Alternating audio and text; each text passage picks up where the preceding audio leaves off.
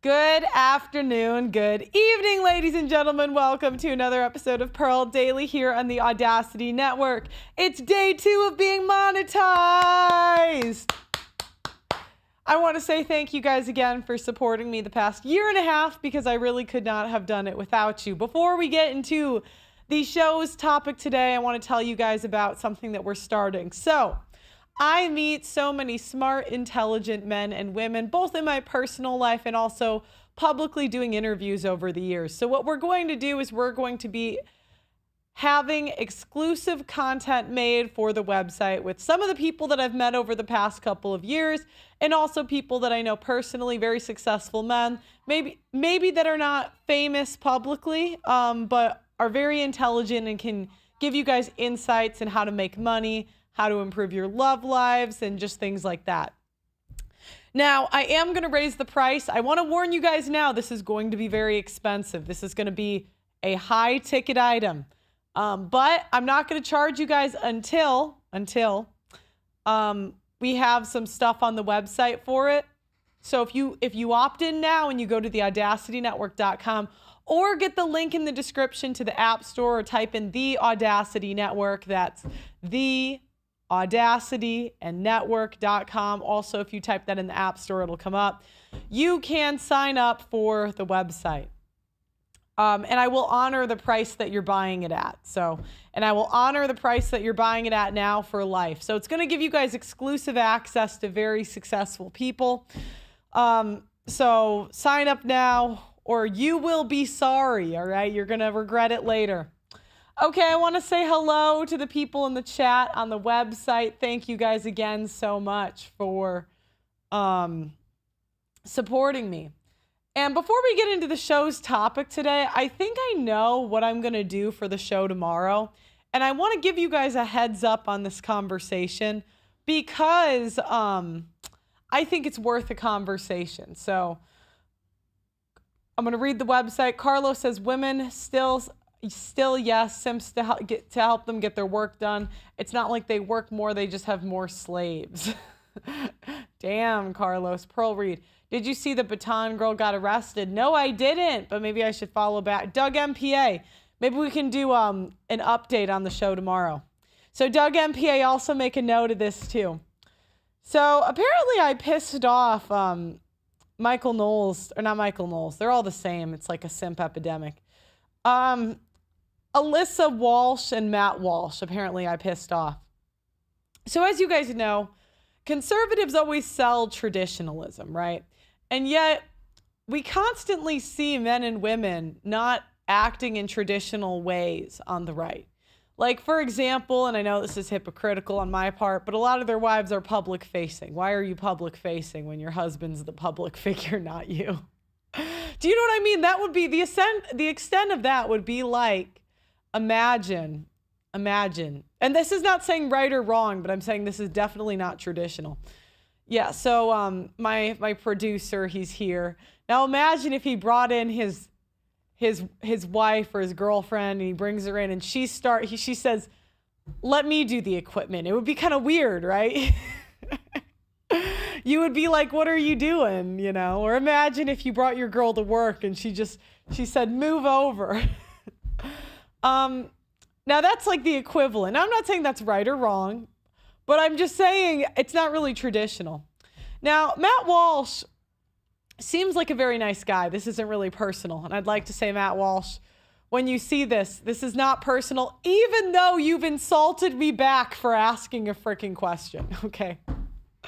So I saw his wife's Twitter. And by the way, his wife has spurged out at me many times for no reason, right? One time I tweeted that they don't understand the reality of divorce because none of them are old enough to have gotten divorced. Now, I know some of you guys beat us to the punch. You guys get divorced at 30, 25. You guys go for it. You shoot for the stars and you say, "Let me get fucked fast," right?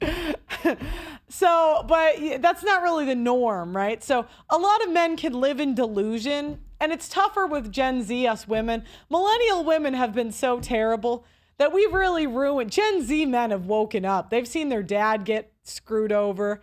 They've seen their grandpa get screwed over. They've seen their great grandpa get screwed over. But there's some millennial men, I would say. And by the way, I'm the youngest millennial. I'm 28. So this is like around 28 to like 40-ish is my generation. I'm 2 months away from being Gen Z. I almost made it. I almost could be a Gen Z woman. I would sound so much younger. Dang, I could be like, yeah, I'm Gen Z. I'm so close, but it's okay.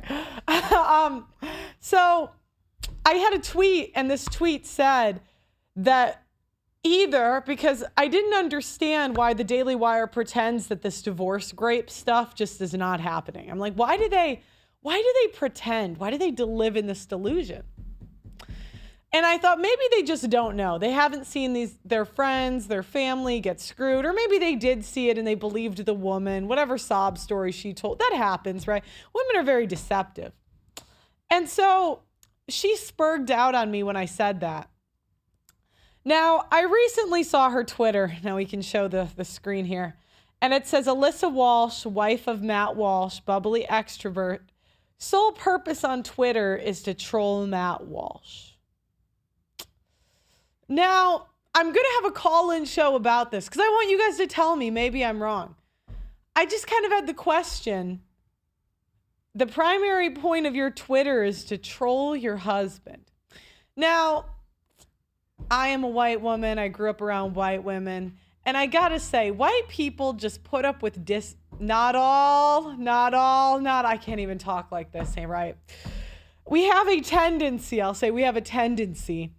to put up with disrespect that I don't find that other races do the same. And oftentimes we put up with like subtle disrespect, let's say. And I just kind of had to ask the question, your primary purpose of your Twitter is not to support your husband, but to troll your husband. Now, people kind of were mad at me. Like, obviously, I'm getting ratioed on this stuff, but I don't care about the ratio. There's too many simps for me to take that seriously. Like, you guys believe women at all costs. So, okay, they said, here we got, okay, Pearl, we're going to have the birds and the bees talk. When a man and a woman love each other very, very much, have been married forever, have a billion kids, trolling each other is a form of foreplay. One day I may, thank God, I might get to experience the tiniest amount of that. And I keep asking the question, is your job to be a support system or an adversary? And the other question I have is, if women wouldn't do this to a boss, right? So imagine you have a boss, okay?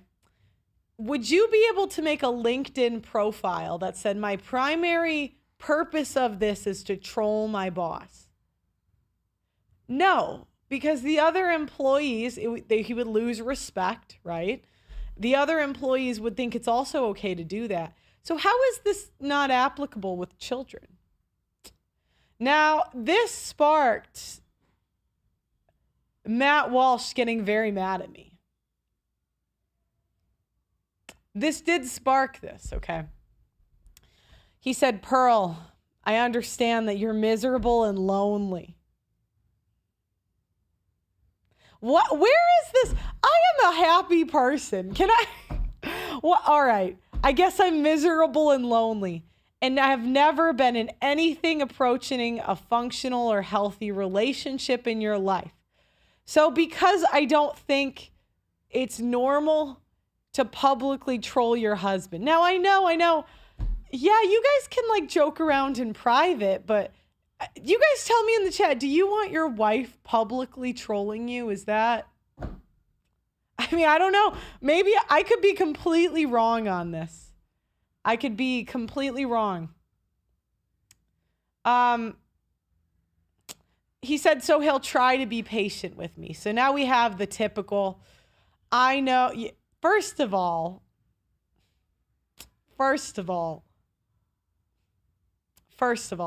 that's not even true, okay? but it's all right. You see, husbands and wives who love each other will often do this thing called joke around.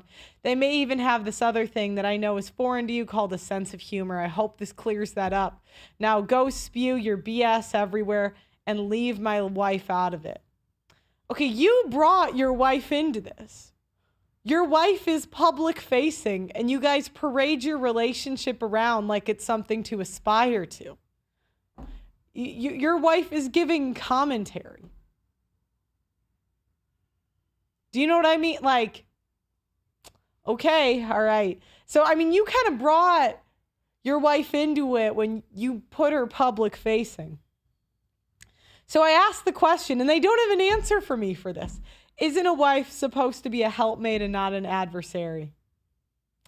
Now, I want you guys to answer this question tomorrow. Doug MPA, this is what we're going to do. I could be wrong. I'd like to say I could be wrong. We're going to read the chat on the website, and then I'll check to see if we have super chats. Okay. American women will be married to a high-value man, but will still have to be seen and heard to maintain this illusion like she stood beside him or contributing somehow. What a joke. Let me look on the other chat real quick. I could be wrong. I reserve the right to say, you know, maybe I just got that wrong, but I think she's just going to keep going until she really embarrasses him bad. I don't see this stopping. I'm going to be honest. Okay, let's see what we got over here. Okay, so we'll get into the topic today, but I wanted to let you guys know what we're talking about tomorrow, and you are totally welcome to call in. So today we're going to talk about high earning women and wage gap relationships. So throughout most of history, it was accepted that a man would pay all of the bills if he was in a serious relationship or married. Men went out and they brought home that bacon. They earned the money, the resources, and women kept the home. It was nice and simple. In the last 50 years, women have decided that the patriarchy was oppressive and decided to change the social contract. Now there is talk of going 50-50 and the dangers of wage gap relationships. Modern leftist feminists are trying to brainwash women into thinking that a man can become abusive if he makes more money than the woman. Men out-earn women and always will in our lifetime. While women may be getting more and more education, they are also getting more debt and still go into industries that don't make a lot of money. As men continue to do the dirty and dangerous jobs that women won't, men will make more money. So, to demonize a man because he makes more money is another exercise in how feminism will keep women single. Wage gap relationships is just another word that these women came up with, and that's what we're going to talk about on today's show. Okay, so I'm going to first I'm going to read this article. So, this is an article by Charlie Ross. Are you in a wage gap relationship? Here's how to navigate it. Pop culture tells us all kinds of things about money and relationships with it. That it makes the world go round, that it's a rich man's world. But how does it impact the dynamic of our dating life, especially if our partner or love interest earns significantly more than we do? Welcome to the world of a wage gap relationship. The podcast called The Cost of Love. The podcast, The Cost of Loving, revealed in a recent survey, 48% of women said they wouldn't be comfortable entering into a relationship with someone who earns less than them, whereas 2/3 of men reported feeling fine about dating someone with a lower salary. Is this wage gap dynamic a hangover from traditional gender roles? What about the progress that's been made towards equality in recent decades? The overall UK gender pay gap continues to fall, down by 0.4% to 11% in the past year.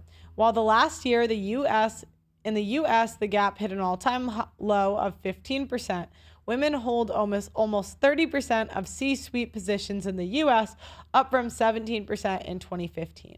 Yet while the wage gap is slowly closing, it still very much exists. Proving the historical foundations of inequality will take a lot longer to escape. Given how recent the advancements are in women's access to money, women couldn't even open a bank account in their own name until 1975.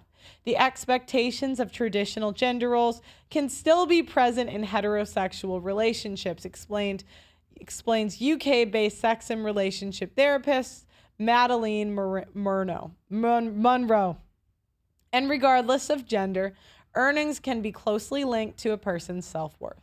And a gap between partners can therefore exacerbate feelings of inadequacy, making individuals feel they are not enough for a partner, according to Monroe.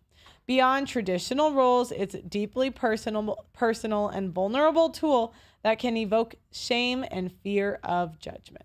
It is linked to security and safety, and our relationship with money is shaped by our attachment strategies with subconscious beliefs formed before the age of 7. As a result, discussions about finances can be inherently triggering and activate nervous system's response that we may not even be aware of. These responses might include avoiding conversations about money, overspending when feeling anxious about finances, or struggling to adhere to a budget. Since money is rarely discussed openly, we may remain unaware of these patterns until we enter a relationship or encounter specific financial hardships. So it's not surprising that the wage gap might trigger certain insecurities in a relationship. For Londoner Scarlett, 31, her reluctance to date someone who earns significantly less from her doesn't come from a commitment to traditional gender roles, but the expectation to live and share a certain lifestyle. I wouldn't want to date someone who doesn't earn very much, she said. Just because I have a certain standard of living I want to maintain, I grew up with no money and wouldn't want that for my future. Whatever side of a wage gap relationship you might be on and whether or not it bothers you, it's important to acknowledge the power dynamics at play and how it could potentially impact your relationship. For instance, Paula, 32, in Vancouver, earns double the salary of her partner, Jack. She works in sales and he is a business analyst. He said it doesn't bother him, but I think it does a little, she said. Sometimes he feels under pressure to keep up with the things I want to do. I've had to adjust my expectations, Paula said, that their policy is that bills are split 50-50. She admits to paying more, including for some expenses that her partner doesn't know about. This leads to feelings of tension, particularly when it comes to savings. I sometimes resent him when he spends all of his money without saving any, she says.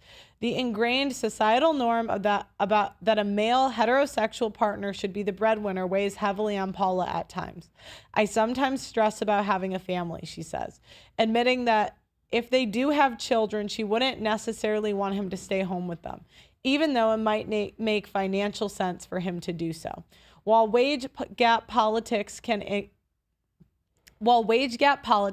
cause issues in heterosexual relationships, Eliza, 33, says she and her wife of 12 years, who have out-earned each other at different stages of their careers, have always enjoyed the financial equilibrium.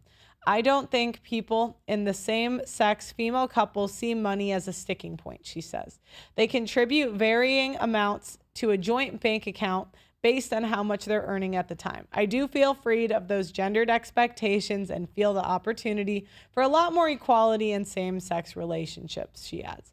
Regardless of sexuality or our perception of gender roles, a wage gap can impact any relationship. So how can you navigate it in a healthy way? Here are some tips from an expert. 1, share how the wage gap feels. Talk about the wage gap head on because we avoid it. It leaks out into unconscious behavior or your partner and the relationship. Is there insecurity, guilt, or frustration? Being open and honest can help alleviate what you may be holding or feeling. Discuss your financial values. Take the time to understand each other's financial backgrounds. How did each of you grow up thinking about money? Set expectations. If the higher earner wants to spend more on dining out, travel, or entertainment while the lower earner feels strained to keep up, it's essential to have an honest and open conversation about expectations. Schedule regular check-ins. I'm sure that's exactly what men want, regular check-ins. They said, do you know what I knew a woman wrote this. Regularly discuss your contributions to the relationship, both financial and non-financial, to ensure you feel seen. Yeah, exactly. Men are just dying to feel seen. That's what they want. Okay, next we're going to go through some videos. Cam earns more. About from wage gap couples. And then we're going to do a call-in, and you guys can give your thoughts. I was cut for my... One of us, Cam earns more. And there is like... One of us, Cam earns more. And there is like quite a significant difference between what we earn. Hi, I'm Isla. Hi, I'm Cameron.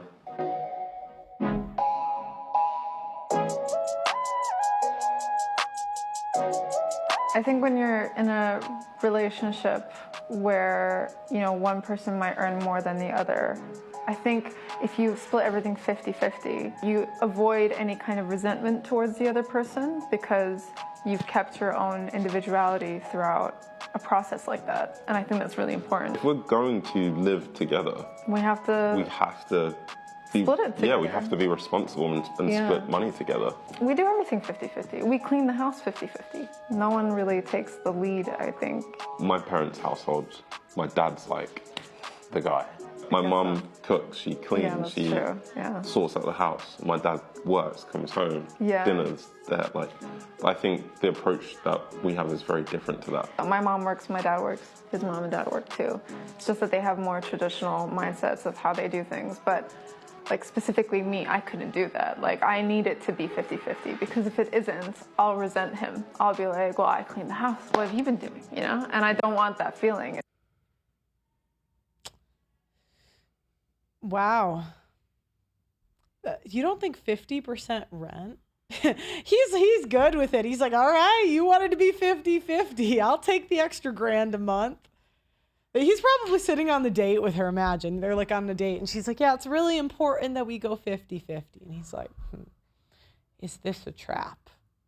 Is this a trap? And then she says, no, I really want to go 50-50. He's like, I'm going to let her pay. I'll let her pay half the date. And he's like, is this a trap? Is she trapping me? Okay. And now he's gotten half the rent. I don't think this is a bad thing. Doug MPA, he's going to call in later and give his take, and then we're going to accept callers. But here's my thought. If women leave anyway, all right, hear me out. Women, like, from a man's point of view, it's not like the women stick around. You might as well get your bag up, kings. And then they'll be like, well, but she'll cheat with her boss. She was going to cheat anyway. It's 2025. I mean, I've had PIs tell me to just assume women baseline are sleeping with 2 men at a time. It's 22. What do you think she's doing while you work? You don't. Why do we have the rich housewife cheating with a pool boy? That's a phrase for a reason. You might as well keep your money. Okay. Women fake it like she's going to pay. Okay. This is a bad thing, Pearl. Oh, like I can control society. I'm trying to be realistic here. If the average marriage is 8 years, and overall your marriage is most likely going to be miserable, it's not going to be good. I'm just thinking you might as well keep your money, right? At least then you can like go fishing or whatever you like to do. Okay, so my boyfriend makes more money than me. Susan B. Anthony, suck my bait. One thing I've learned from dating someone who makes more money than me is you, as the receiver of the money, have to pretend like you want to help pay for things, right? Just to like keep up morale in the relationship. So this is my #1 strategy for making my boyfriend think that I want to help pay for things. Whenever we go to a restaurant and the bill comes, I do a very fake and dramatic reach for my purse. I'll say something like, let me get it this time. I bend at the hip, reach down, If he doesn't see me, I go back down more dramatically. Let me get it this time. It's very performative. I have no intention of paying. But when he sees me, he says, oh my God, don't worry about it. I got it. You'll get me next time. Boom. I just saved $43 and he feels good about the relationship. I don't feel bad doing this because guys do the same fucking thing during sex, right? After they finish, they're like, let me, and you're just like, oh my God, don't worry about it. I got it. You'll get me next time. Dang. Can't we go to the next one? Women says that paying that the person makes less is paying more in 50-50. Made me appreciate white people. I love this. Because technically, if you're going to be splitting something 50-50, then it is a direct correlation between your ratio of income. Like, I just think women fought to be equal. Here you go, women. Now we're equal. Now you get to pay your way. Congratulations. You're like, I wanted to work. Well, you got to work. Now, if you picked up some 18-year-old woman off the boat, right? Okay, she just got off the boat from Taiwan, or like, I don't know, maybe she's did a year of college and then dropped out to be your wife and said, and also women aren't having kids like that. Now, my mom had 6 kids, right? Then they adopted some. It's a long story, but I mean, that's a lot of kids. But like the women are having 1, 2 kids. You're telling me you can't do like a remote sales job? You can do that from the house. And now you got to cook for 3 people. You can't put it in the air fryer. And then, I mean, most packs come in, like you have to feed yourself anyway. You can't just, yeah, I mean, it's 2025. Why the fuck would it not be? That's actually 50-50. So yeah, if one partner is making more money than the other, they are going to be pitching in a little bit more money. Because if you split it down the line, you're paying for less. And the person who is making less is actually paying more because that's a bigger chunk of what they make. Not to mention stuff outside of the 50-50 rule, like emotional labor. I would never go 50-50 in a relationship. There's a certain level of respect I command in a relationship, and you can't get that at 50-50. Doug MPA, are men getting respect in relationships? Why does the red pill exist? Like, you guys are acting like you get, if you pay for the traditional wife, that she's going to respect you. Didn't I just show you Alyssa Walsh stays home? And do you know what she did with her free time? She made a Twitter account to troll her husband who's working. Here, like, okay, if I was a guy, and I'm not a guy, so you guys can tell me, this is how my problem-solving ability would be. I would assume that my woman will leave me. I would go in and say, okay, I expect to get left and I expect to get cheated on when she gets bored.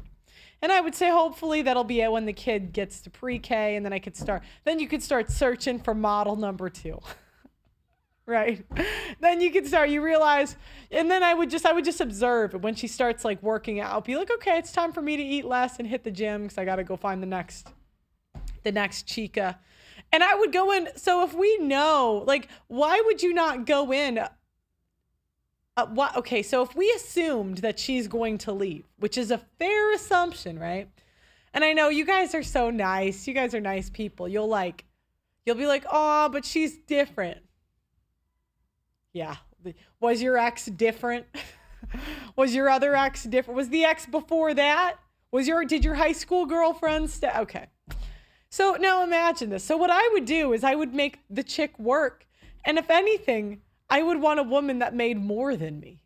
Now, I would assume she's going to cheat with the boss, right? I mean, assume. Wrap it up, fellas. But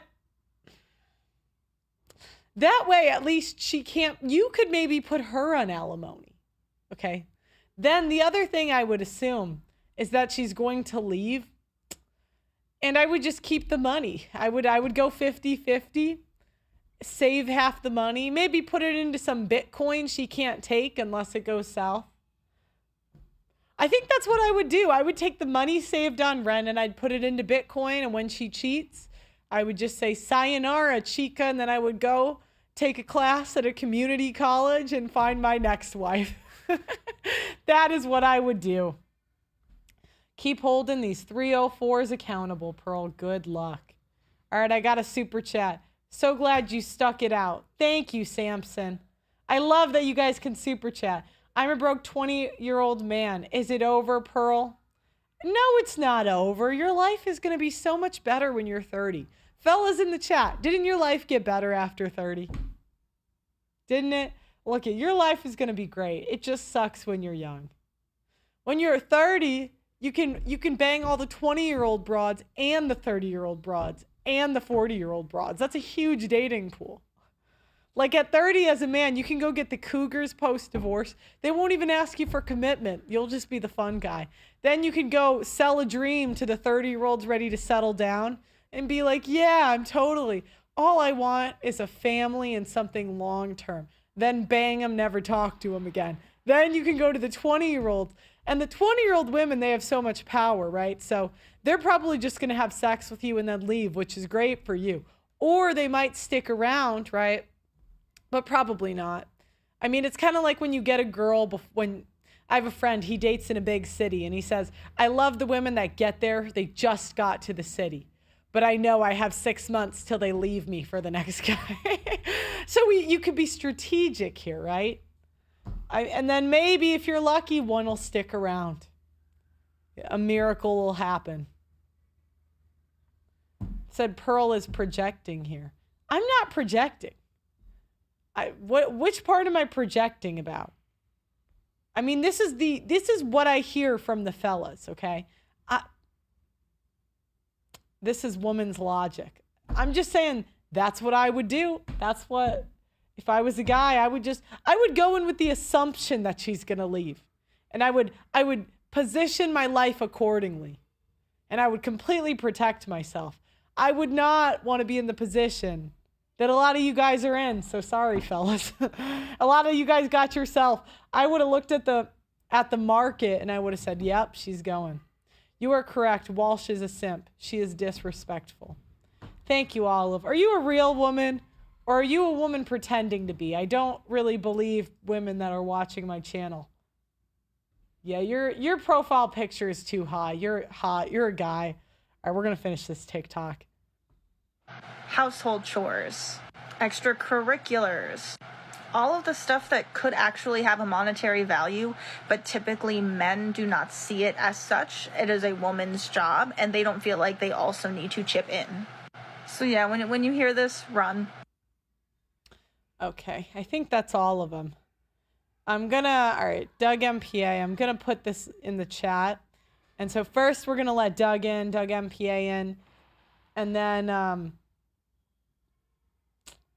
oh, we got some subscribers on the website.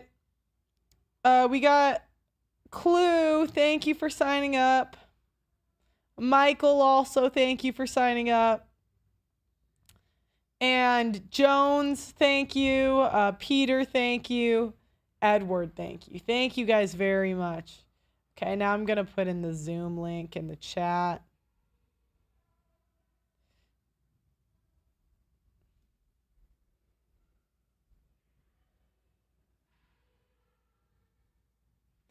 Oh, it's already there. Thank you.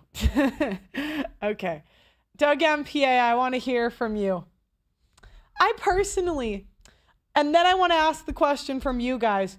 Could you date or marry a woman making more money than you, or have you, and how did that go for you? So that's what I want to hear from you guys. But I want to hear from Doug MPA first. Is he on or no? Not yet. All right, he's coming. It's just, I don't understand, because you guys, you'll complain and say the women are whores, the women are whores. Why wouldn't you just assume that? Do you know what I mean? Like, why would you assume that your girlfriend or wife doesn't have anything in her past? Like, wouldn't you just wear a condom? Do you know what I mean? And then it's like, oh, the women are divorcing. Okay, so wouldn't that make sense to assume that she's going to leave you? Wouldn't that be like, isn't that kind of pragmatic here? I don't really think the guys are simpy if they go 50-50. I think they're kind of smart. I mean, now they're saving on rent. They can get a little nest saved until the woman decides she's bored and wants to go have sex with his best friend. Or her personal trainer, or her boss. One of the three. Right? It's either curveball says condom sex sucks. Well, enjoy chlamydia. Enjoy it. Have fun. Enjoy. They said facts. Okay. Enjoy herpes, chlamydia, gonorrhea. Enjoy it. No. And maybe a child. You know?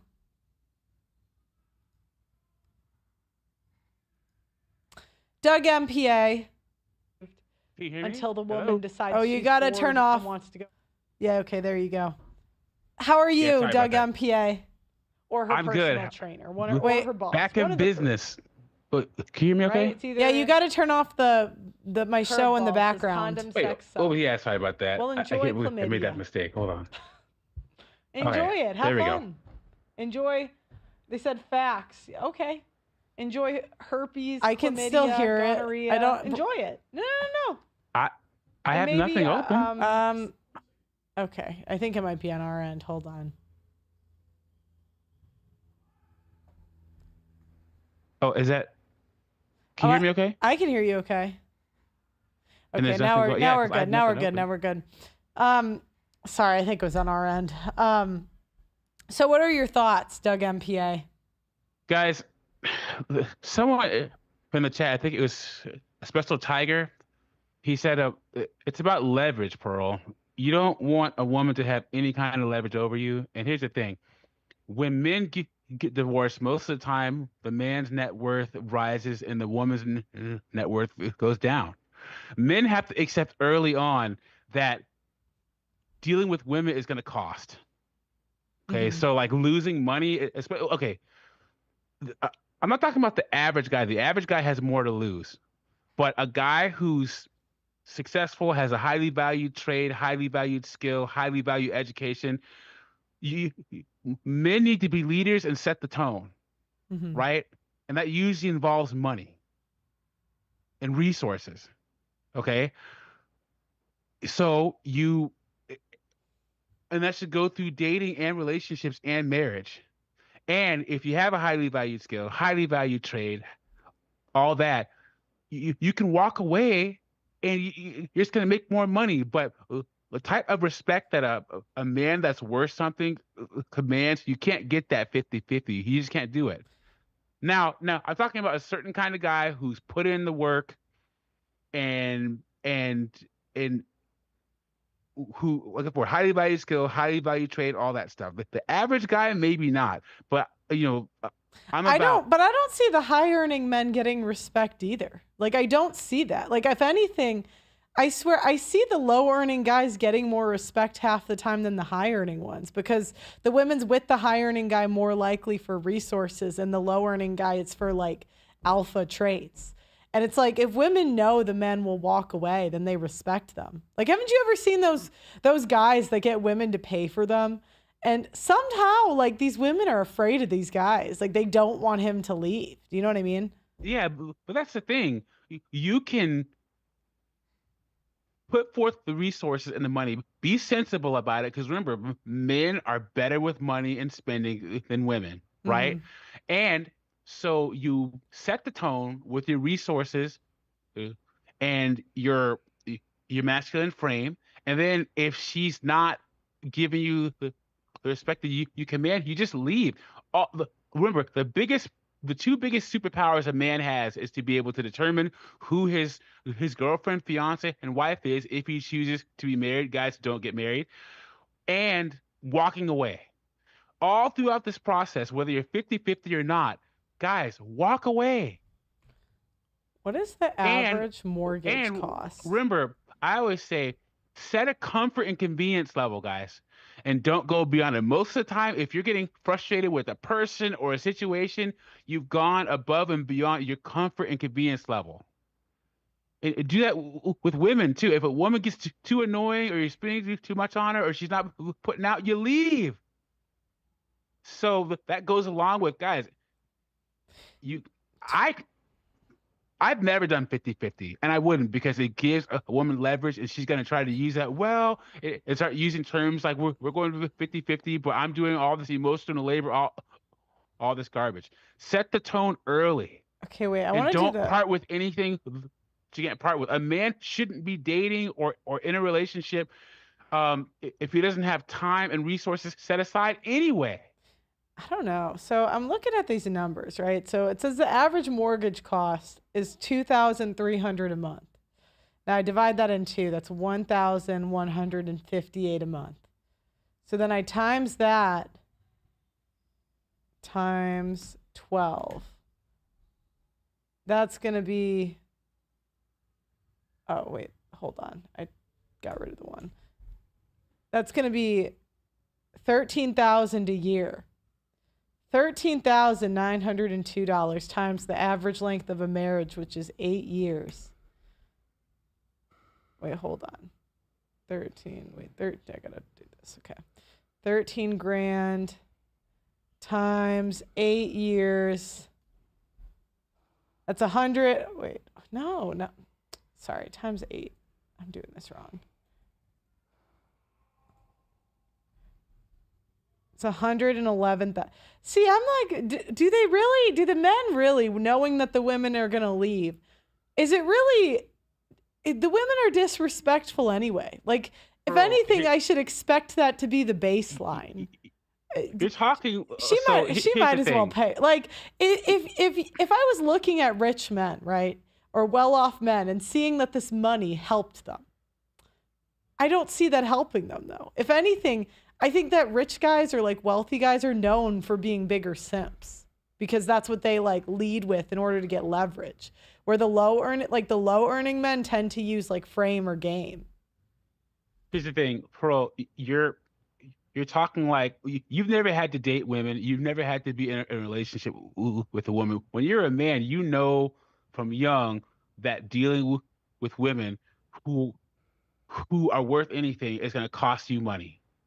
You get, once you've achieved a certain amount, parting with money as a concept isn't really like a L. It's how much you're losing and in what circumstance.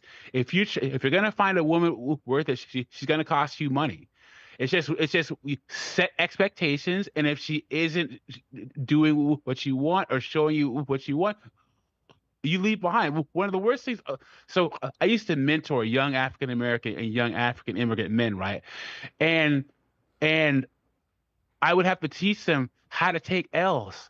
If you take a woman out on a date, pay, and then if it doesn't work out, keep it moving, but don't part with anything that you can't part with. I hate when a guy takes a woman out on a date, pays too much for a dinner, doesn't get laid, and complains about it.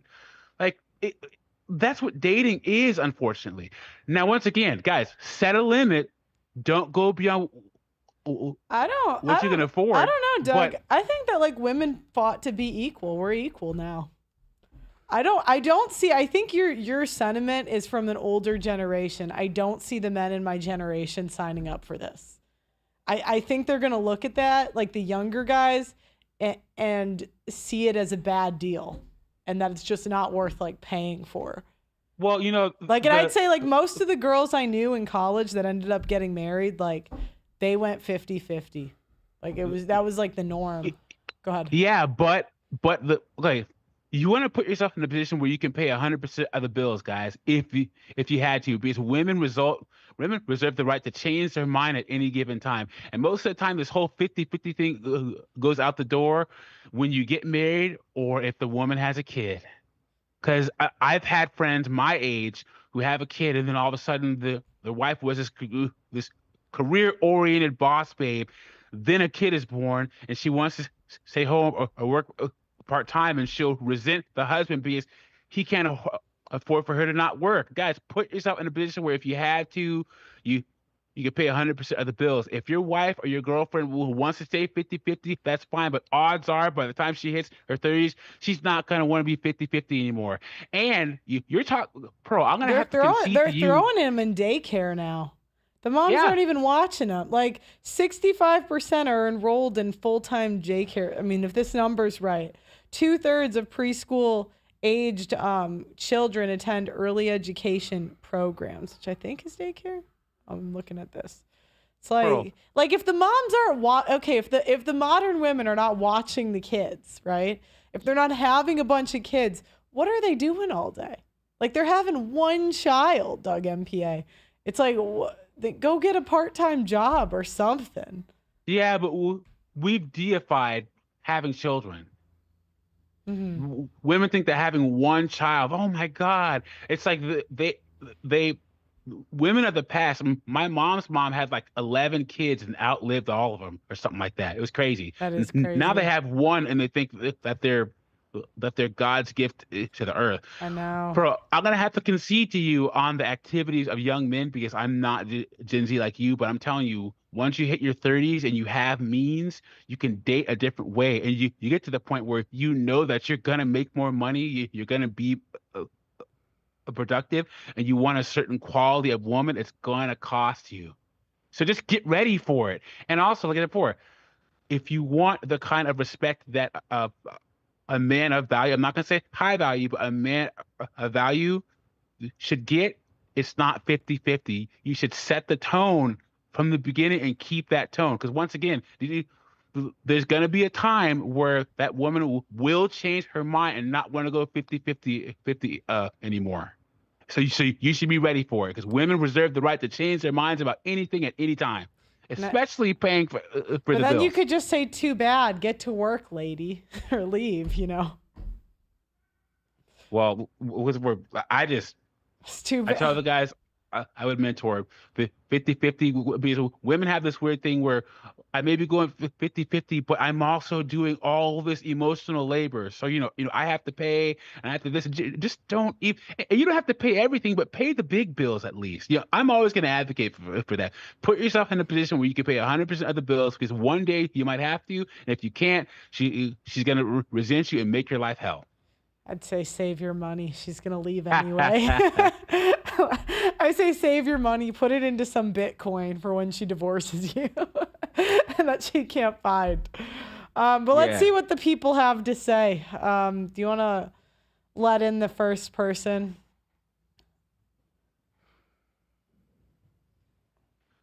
Oh, and who... All right, guys, and we want to use your personal experience. So if you don't have experience with dating high-earning women or something that's relevant to the topic, please refrain from calling in. This is to stay relevant to the topic. So, Gabe, unmute.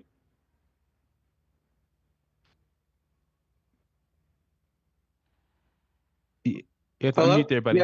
Yeah, go ahead. Yeah. Gabe, have you dated a high-earning woman before? No, but I was watching the TikToks that you were watching, that one interracial couple where the girl was, blabbering and it triggered PTSD symptoms that I say that I've heard growing up. Okay, what did you hear growing up? I'm really trying to stay on topic, so is this is relevant to the topic, though? It is. I think it is. Okay, go ahead. That's fine. Just all the 50-50 garbage. I expect, like, my man to do housework, too, and all that stuff. And, like, as a guy, I think if I was in that position, I would be like, it would drive me crazy. So... yeah. Okay. Thanks for calling in, Gabe. Yeah. Oh, you should look up the whatever podcast clips of Andrew Wilson and Rachel Wilson having to fight off some feminists that tried to attack him physically. Oh, wow. Yeah, I saw that clip. Yeah, Rachel went in on that girl. Yeah, I saw that. Yeah. Thanks for calling in, Gabe. Thanks for calling in, Gabe. Bye-bye. Bye. Let's see what we got next. I want to read. John, are you there? Yeah, I'm here. Can you hear me? I'm going to read the super chat really quick, and then you can go, John. I'm 42, single, only want to date young women, but the dating app says suck, not drinking either. So where can I find me a girl? Advice, please. You know what I heard on Twitter? That I guess the dating apps, if you shouldn't unmatch like girls that stop talking to you because it ranks you higher if you keep them as your matches. I mean, that's what's like going viral on Twitter right now. I don't know if that's true. I think on every college campus there are women that are looking for their MRS degrees. I don't know. I don't date women, but that's something I've heard from guys is no. Because women don't get, well, maybe some schools, but women used to go to college, want to get married in college. But I think the majority of women get their degree to prove that they don't need a man, and really want to go out into this. They get their social work degree or their lesbian dance theater degree and think that they're going to go save the world. Because remember the modern woman life cycle, Pearl. I know, but I just asked my Gen Z like brother and his friend this morning, and he told me there were girls on campus that like got married. Right out. How many of them are actually gonna get married though? In college. They showed me them. They were showing me them this morning. I don't know. I'm just telling you what I've heard from guys. Like this is something I've heard. You could take it or leave it. Okay. I concede to you as the expert in with the youngins. I mean, this is just they're saying. I don't know, but I don't think it's I would agree with you. It's the exception, not the rule. John, what do you have for me on the topic? Yeah, can you hear me? Yeah, go ahead. Yeah, sorry. Remind me, how am I responding to the topic exactly? Yeah, so have you ever dated a woman that made more money than you? Like, have you ever done 50-50? How did it go? Gotcha, yeah. So I'm married to a woman who makes more money than me, and I almost exclusively attract those type of women. Not sure why that is. Really? What's your job, if you don't mind me asking? Yeah, no, I don't mind. I'm a relationship counselor. Okay. And what industry is your significant other in? My significant other is in the academic industry, but we met on Tinder like years ago. Is she a PhD? Yeah. I'm a PhD. I kind of picked. And so have you found it to be a problem in the relationship? Do you guys split the bills 50-50 or how do you guys do it? It usually starts out 50-50, and then over time, they start to see more of my value. They start to wonder how they can contribute, or they come in that way immediately, recognize my value, and go, how can I contribute? And then that's usually how these career women do it. They try to pay for things. Because they usually don't come, like mentally, emotionally, psychologically prepared. Mm-hmm. So that's their compensation. So and it's a pretty balanced thing, if you ask me. So she's made more money than you the entire time that you've known her? Yeah, pretty much. Well, no, that's not true. Actually, no, we were probably 50-50 when we met, and then I made some pretty risky business choices, and she started helping me out, and then I've just been taking over her business since then. Basically, she doesn't want to deal with it anymore. She'd rather not work. Obviously. Wait. You're taking. How do you take over her business? Like, how does that work? And how does she not work? I take on her clients. I take on all of the management, and I'm taking over all the logistics as well. Has it ever been a problem where she holds it over your head? No, not even a little bit. I wouldn't pick someone like that. I wouldn't. I can't imagine like dating someone like that and then making it past the vetting process. It's like really easy to test for, actually. Did you move into her house? She bought one for me. So I'm saying the ultimate alphas are guys that get women to pay for them. I've said Yeah, this. I was gonna say, I called in. You're like proving pro, right? Knock it off. No, I know. I've seen it, Doug. I'm telling you, there's a guy that I worked with in London.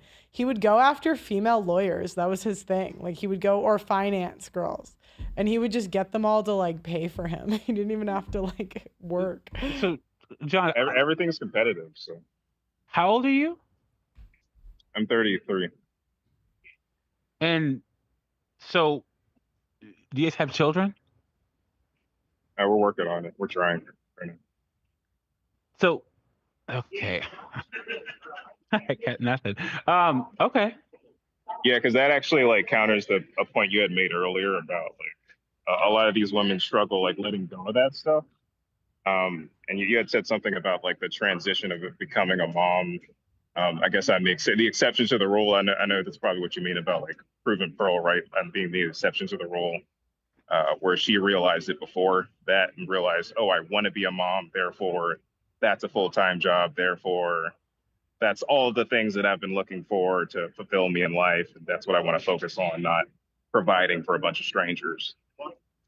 I'm just gonna give you a warning. So I have a friend who's a woman who's very successful, and they live on a farm, and her husband's a graphic designer, but he takes care of the farm and their 3 kids, right? And she's like way up in public service. And, you know, she flies to Washington D.C. and does all these different things, whatever. But she had to start going to well, there's this problem already. She's way too valuable. So she had to start going to therapy because she missed all 3 other children's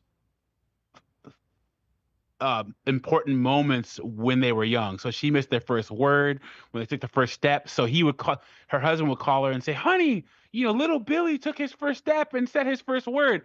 And she's been going to therapy for a year or 2 because she feels so much guilt over missing her children's younger years. Like women have this weird thing where they're just full of regret. Am I going to be a good mom? And there's not really any way that because women think that they're supposed to be the ones there for those moments and not you. You're the man because they held it inside their body for 9 months. So be careful if you guys have kids, because that's actually a burgeoning part of therapy, are these boss women who feel this kind of regret for missing their children's younger years. Yeah, I hear you, but if you can't be your woman's therapist and that isn't an easy thing for you to do, then you shouldn't be with her in the first place. You shouldn't be having kids with her in the first place. Wait, did you say be your woman's therapist? Yeah, absolutely. If that's not easy for you to do, oh. Why is she going to someone else? Why is she paying another man, another woman? Why is she talking to anyone else at all? Why is she asking for advice from somebody else? Hey. Do you not agree with that, Doug? That like that your wife should be going to you instead of like an actual therapist? So, well, I do, but guilt over being a good mom. I mean, how are you gonna? That's something that she's got. Because remember, mothers deify motherhood. So you trying to be her therapist about her feelings of motherhood is just gonna be a long, slow burn of misery. Doug MPA. I don't think that's what he's saying. That's not what I'm saying. Yeah, at all. That's not what I said. Well, no, but I can understand if that's not something you can do. If that's not something you're good at, that's not something you're good at. No, but what I'm saying is, ain't got nothing to do with me, bro. No, I'm talking about this specific issue that I'm talking about motherhood regret. Maybe you didn't hear me, okay? No, I heard you. I've talked to mothers too. I actually used to run a daycare when I was a child. I know all the ins and outs, all of this stuff.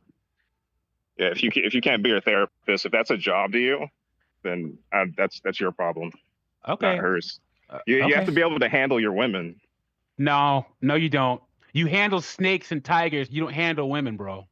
Okay, how do they act? Everything that you have to handle is describe a snake and tiger to me. Yeah, they'll freaking bite you and try to eat you. Describe a snake and tiger to me. Yeah. They'll try to bite you and try to eat you, bro. So if you're handling... And what do women do? If you're a woman, good luck. I'm handling multiple, and I have been for decades. But and you're living off your chick, too. I'm living off. Okay. I'm sorry that I upset you. No, you didn't. You didn't upset me. Whatever Is works for that you why is fine. I respect you. Whatever works for you works for you. Is that why you're describing something that's already been established? No, because you're not insulted. no, I'm not. So you're just stating the at all. obvious. A grown man's just repeating things that have already been said. Look, I'm just telling you what I know. You can take it or leave it. I respect what you're doing over there. You're proving pro right, and that's good. Whatever works for you works for you. I don't need to prove anyone right. Okay. Is the way is the way you exercise leverage? Is it other women? Is that how you do it? I don't need to exercise leverage. I'm just a good person. I do good things. Just like I'm handling your friend right now on the phone. You want to talk about it, Doug? Because this doesn't have to be confrontational. I know you think I'm trying to sunny you right now. No. This isn't my platform. It's not. If it was, okay, then don't we'd have a whole different conversation. But you do you. Handle your woman. You don't need to say that, though. That should go without saying. Yeah, okay, we're grown men. Okay, that's fine. That's fine. Okay. Do you? Okay, well, thank you for calling in. I appreciate it. We're going to move on to the next caller. Sure. Okay, we got... Miller, are you there? Yeah, I'm here. Go ahead, buddy. Yeah, I'm married to a woman, but she's more like a friend. We knew along each other before we married. So right out the gate, I made more than her. I was in the military. Okay. So and I supported her through college. She got her earlyhood education. So and now she's making more than me. But yeah, I feel like we grown apart after she started making more than me. I don't know what getting her busy and stuff. So we're not really close like we used to be. Mm-hmm. And before we met, before we got married, she had a child.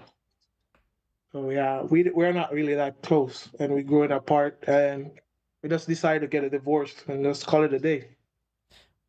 And you noticed a shift when she started to out earn you. Yeah. Yeah. Have you dated since, or did you just get a divorce? I talk to other ladies and stuff like that and sleep with other ladies, but my wife is my wife. You know, I would never she comes first. Like I would never put someone in between me and her. But you guys are getting divorced, right? Yeah. I'm gonna have court on the 24th over Zoom call. She's in Florida. I'm in Cali. You wouldn't put anyone between you and her when it's over? Yeah, like when me and her was close, even if I go outside and have a relationship, even if she find out, I wouldn't make she feel guilty. I would like her to know I messed up, and she would forgive me but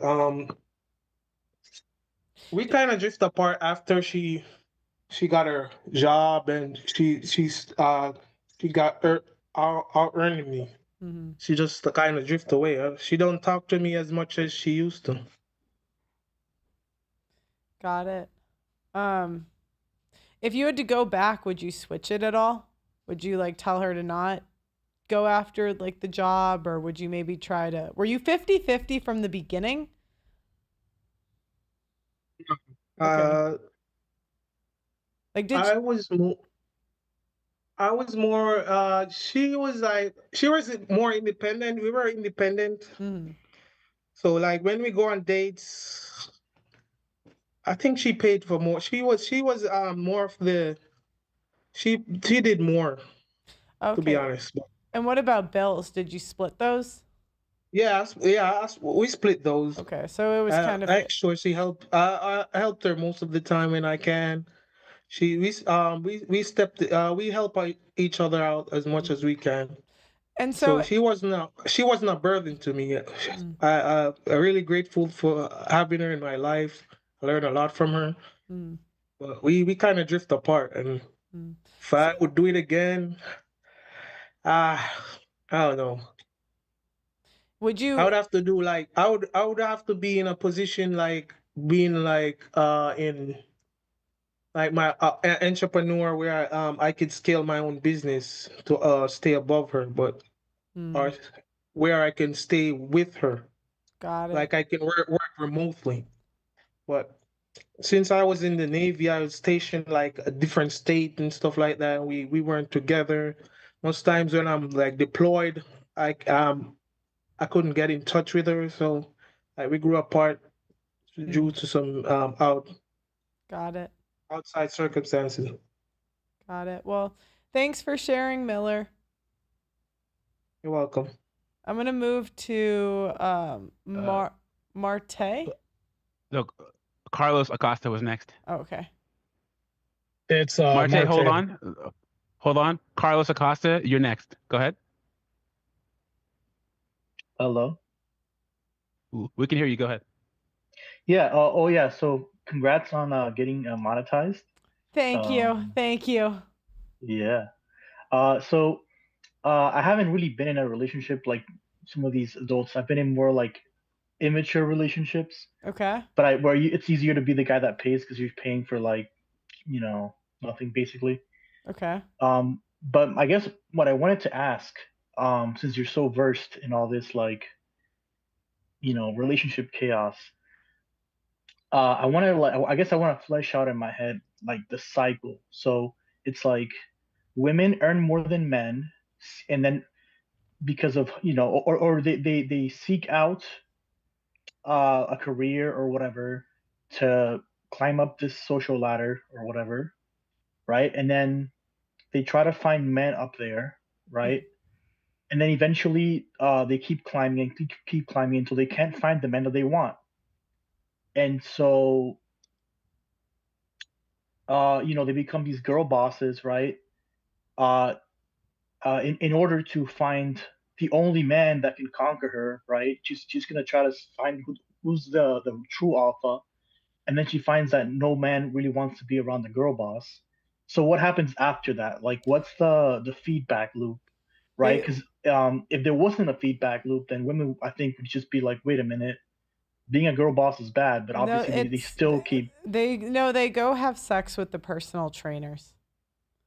They get the kid, then they go back to the jacked. That's what I've seen. They go back to the jacked guys. So they get the kid from the provider guy in their late 20s, early 30s, divorce him, and then go back to the jacked ones.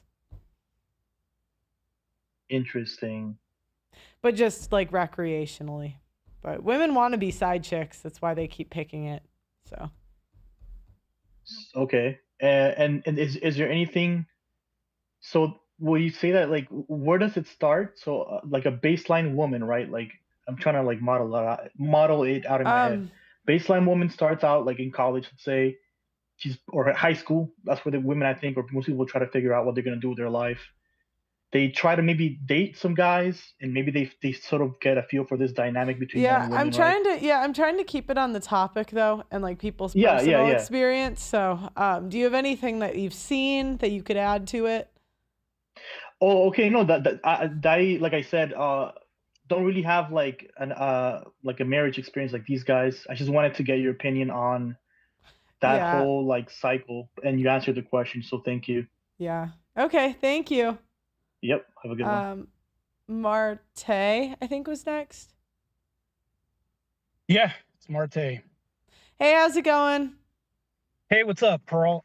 Congratulations on being monetized, by the way. Thank you. So staying on topic here, I just want to address the fact that when we have modern dating here, and I'm not going to bring up my experience as far as like a relationship, but as far as dating, because we have to enter into a relationship, you have the dynamic of introduction, right? And when you introduce yourself to somebody on a date, we now have identity politics that's playing part in this with feminism. We all know that is the entailment with that. So when you meet a woman and she has all this vast experience and you're talking to her on a date, you're realizing that if you don't have a lot of life experience, if you're talking to women, there's less that you can show her. There's also this, and also the fact that you are now going to possibly be competing with this woman. It's hard not to go ahead and dodge this in this dating era too, because now they identify with this career. So you have two options. I'm an Orthodox Christian, like my boy Andrew Wilson. Oh, nice. So you have two options. You can. I was also his coach, by the way.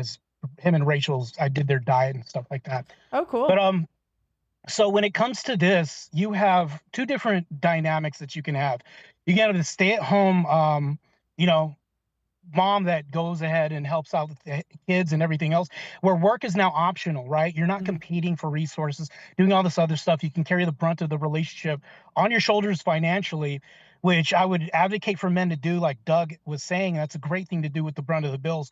The other problem that you're dealing with, which is like 80% of the dating dynamics that I've ran into in modern dating, is the identity. You're not meeting the woman, you're meeting her career, and then you're going to find out about this woman later. I recently went on a date, and we talked about everything. She's a CEO. Everything went fine, right? You know why everything failed? It's because I didn't ask about her career, and I didn't care enough about the entailment of her position, what she did, and all this other stuff.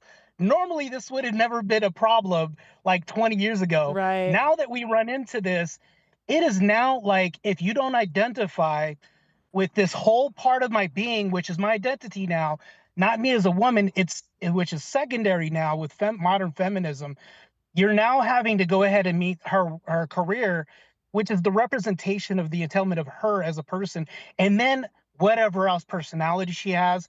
So things have flipped dynamically backwards. If you're making less than her, you're competing at such a high rate now, because the average man makes what, 53K, Pearl? Yeah. I think it's 53. Yeah, it's around there. 54. Right. So now the average woman now thinks that's broke. So when you meet her, good luck telling her that you're a journeyman or anything else.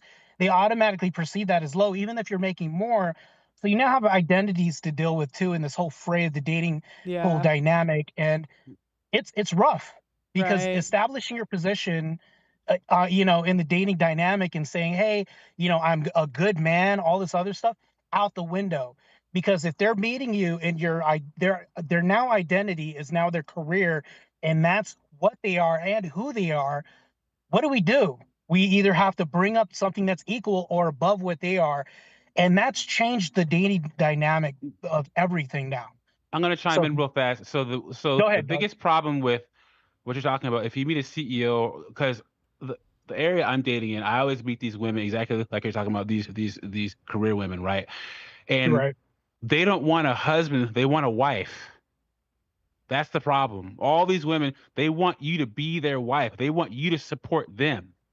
I would say a girlfriend and a cheerleader. I would also say that too. Yeah. Yeah, that's the problem. And if you make less than them, that's really the expectation. Because like you always say, Pearl, men are benevolent with their power. I always say, when men win, everyone wins, and when women win, they win for themselves. They want a competitive, successful man to put aside his ambitions, his desires, to help her with her own selfish desires. And that's exacerbated even more if she makes more money than you. A man will be benevolent. Let a woman move into his house and nest in his house and change everything around. Put his stuff in a man cave in his own basement. Women will never extend that privilege to a man that moves into her house. There's a difference in mindset. And so if a woman starts making more money than you, or a lot of women, if they go 50-50, that mindset starts coming out. It's the intangibles I'm talking about. Doug, there's a survey that I recently did on Threads. Threads is a new community where I'm doing a lot of debates, tingling with a lot of feminists on there. Just so happens that feminists happen to be rife in this community, or it's rife with feminists. So I did a survey, and this is Pearl, this is along with what we're talking about here, and I can tie it back in. So I did a survey, if women had all the power, and the power dynamic was different, where women made most of the income and had most of the monopoly of force that we talk about, would they literally destroy men, right? Even women had voted for, it's 5,000 people on the survey that I put out.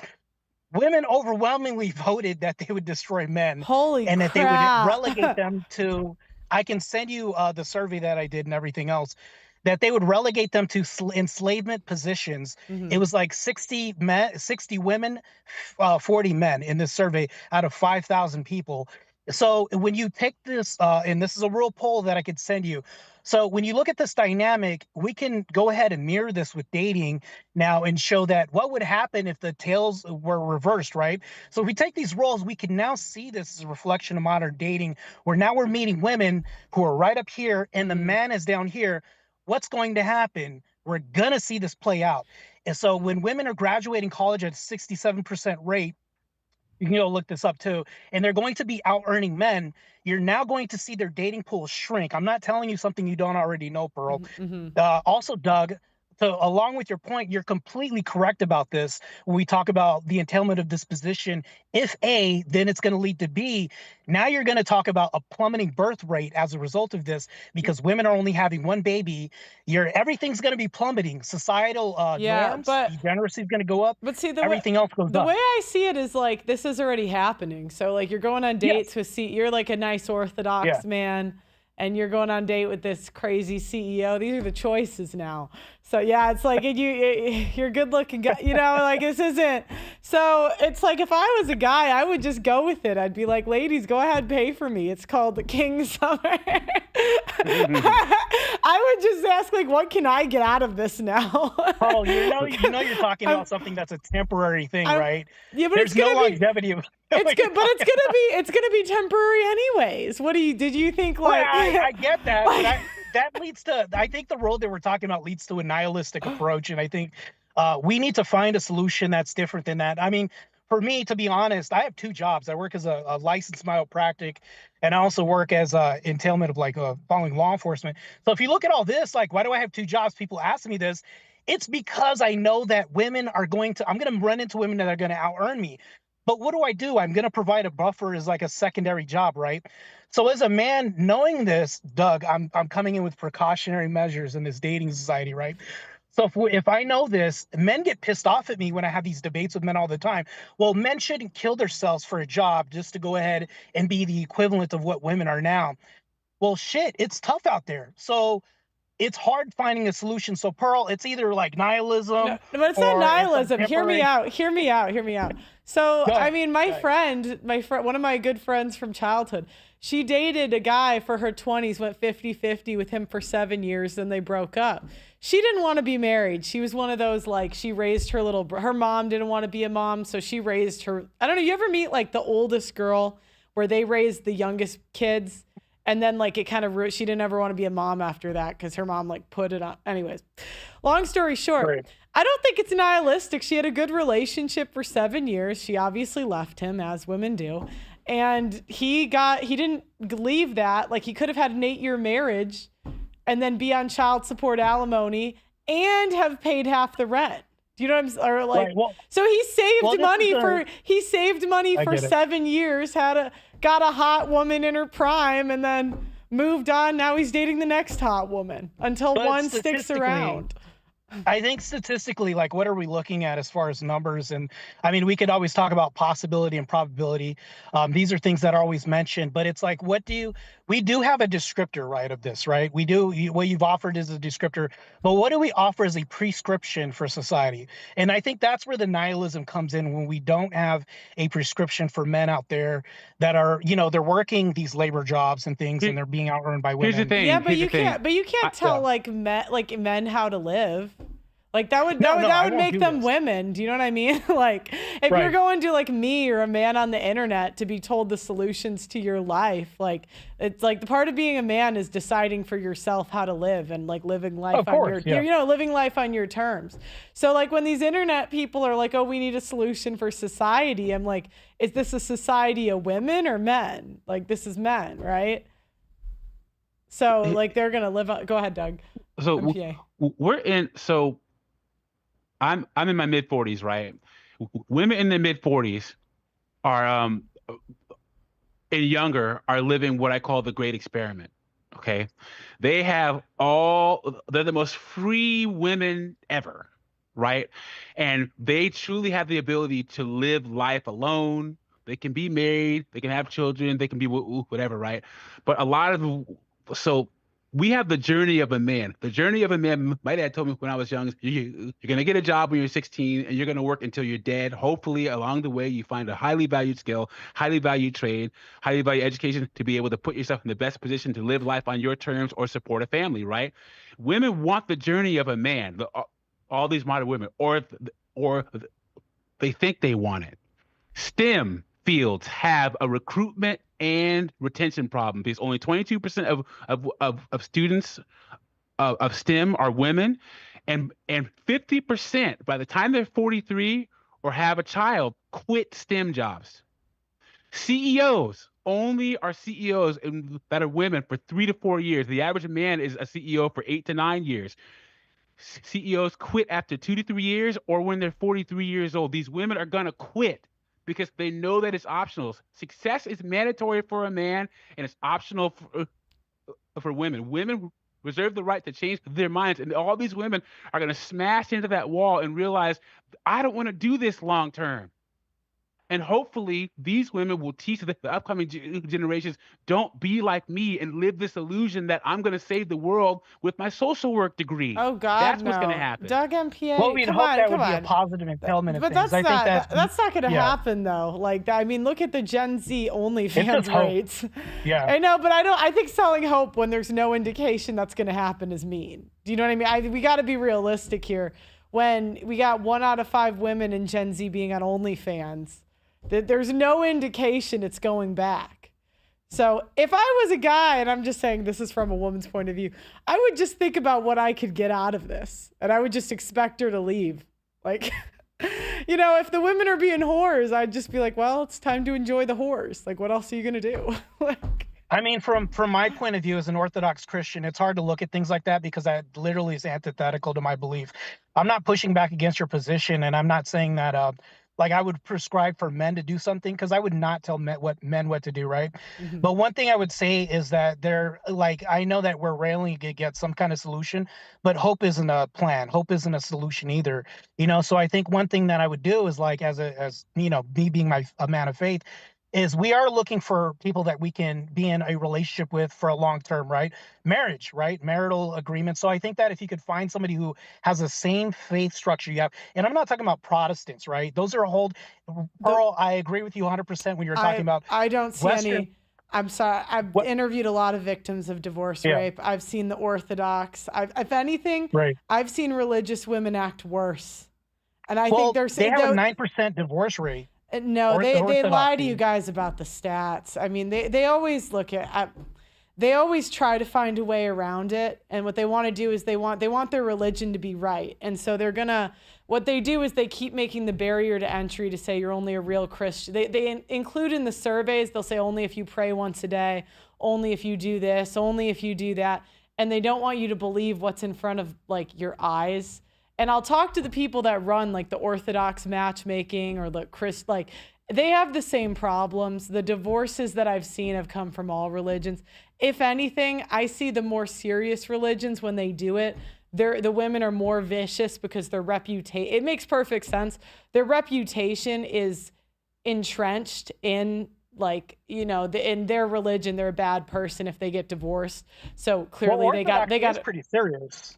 I mean, as far as, like, you can tell me this, but I just know you're going to have an ego investment in your religion being right? Everyone, and I've heard this same argument. You have to understand, I've heard it from devout Muslims, and I've seen the Muslim women throwing it back in London. Okay, I've heard this. I've heard this from Michael Knowles, and then I met one of the worst divorce rape stories I ever heard in my life.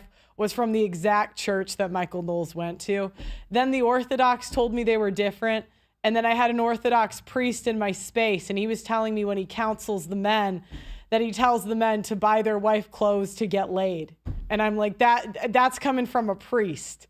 And so I know, like, I know that group dynamics are going to be the same regardless of what religion, like, it's kind of, you get 10 women in each, half are probably going to divorce. And if there's a lower divorce rate, I guarantee they're making their husbands' lives miserable. I mean, because women are women, men are men, group dynamics. Like, it's just not gonna, there's no, like, everyone wants their religion to be a buffer, but it's just not.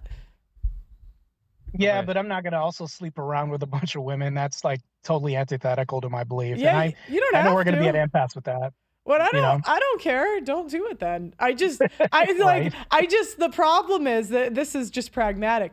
I just see the men that don't do it get screwed. Like, and that's the tough thing is I think men are kind of like at it, like an impasse where they have their morals. And a lot of, not you, but I'm saying this is just what I've gathered. They see what works. Right. And when the guys sleeping with all these women get better treatment, they're kind of like, what else am I supposed to do? You know, like we're getting guys that like juggle multiple women are getting paid for now. Like there are men in the cities that they figure out how to get women to fall in love with them so hard. They cover their whole life. I've talked to these men. And these women are loyal. Like they're loyal. I mean, as far as I can tell, I don't know. But do you know what I mean? I'm not saying what to do, but no, like, I hear what you're saying. But I'd rather be a monk than live the life of like men that are running around increasing their STD rates and also spending more money than they have to. Because that's the thing, though. Men turn into pay pigs really quick when it comes to like trying to get in draws and panties and things like that. And when you also realize that, you know, these things are fleeting. Women actually on dates, I've literally had women tell me things like, you know, $200, that's nothing. You know, it's all I'm asking you for is dinner, right? That's nothing, yet you won't do the same thing and equality's out the window, even though you make more than me. So which is but if you just do like the players that I've talked to, they just do drinks and it's like we're either doing drinks or I'm not coming. And we're either having sex in the first like 3. They give 3 dates tops, or I'm not doing. Yeah, I'm all for coffee dates. Yeah, I'm all for coffee dates.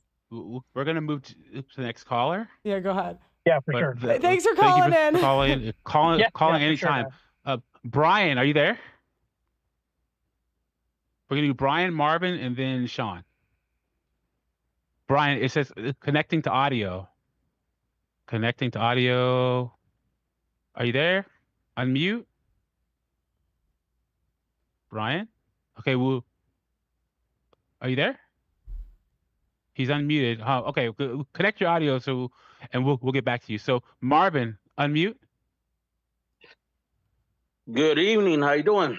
Doing good, buddy.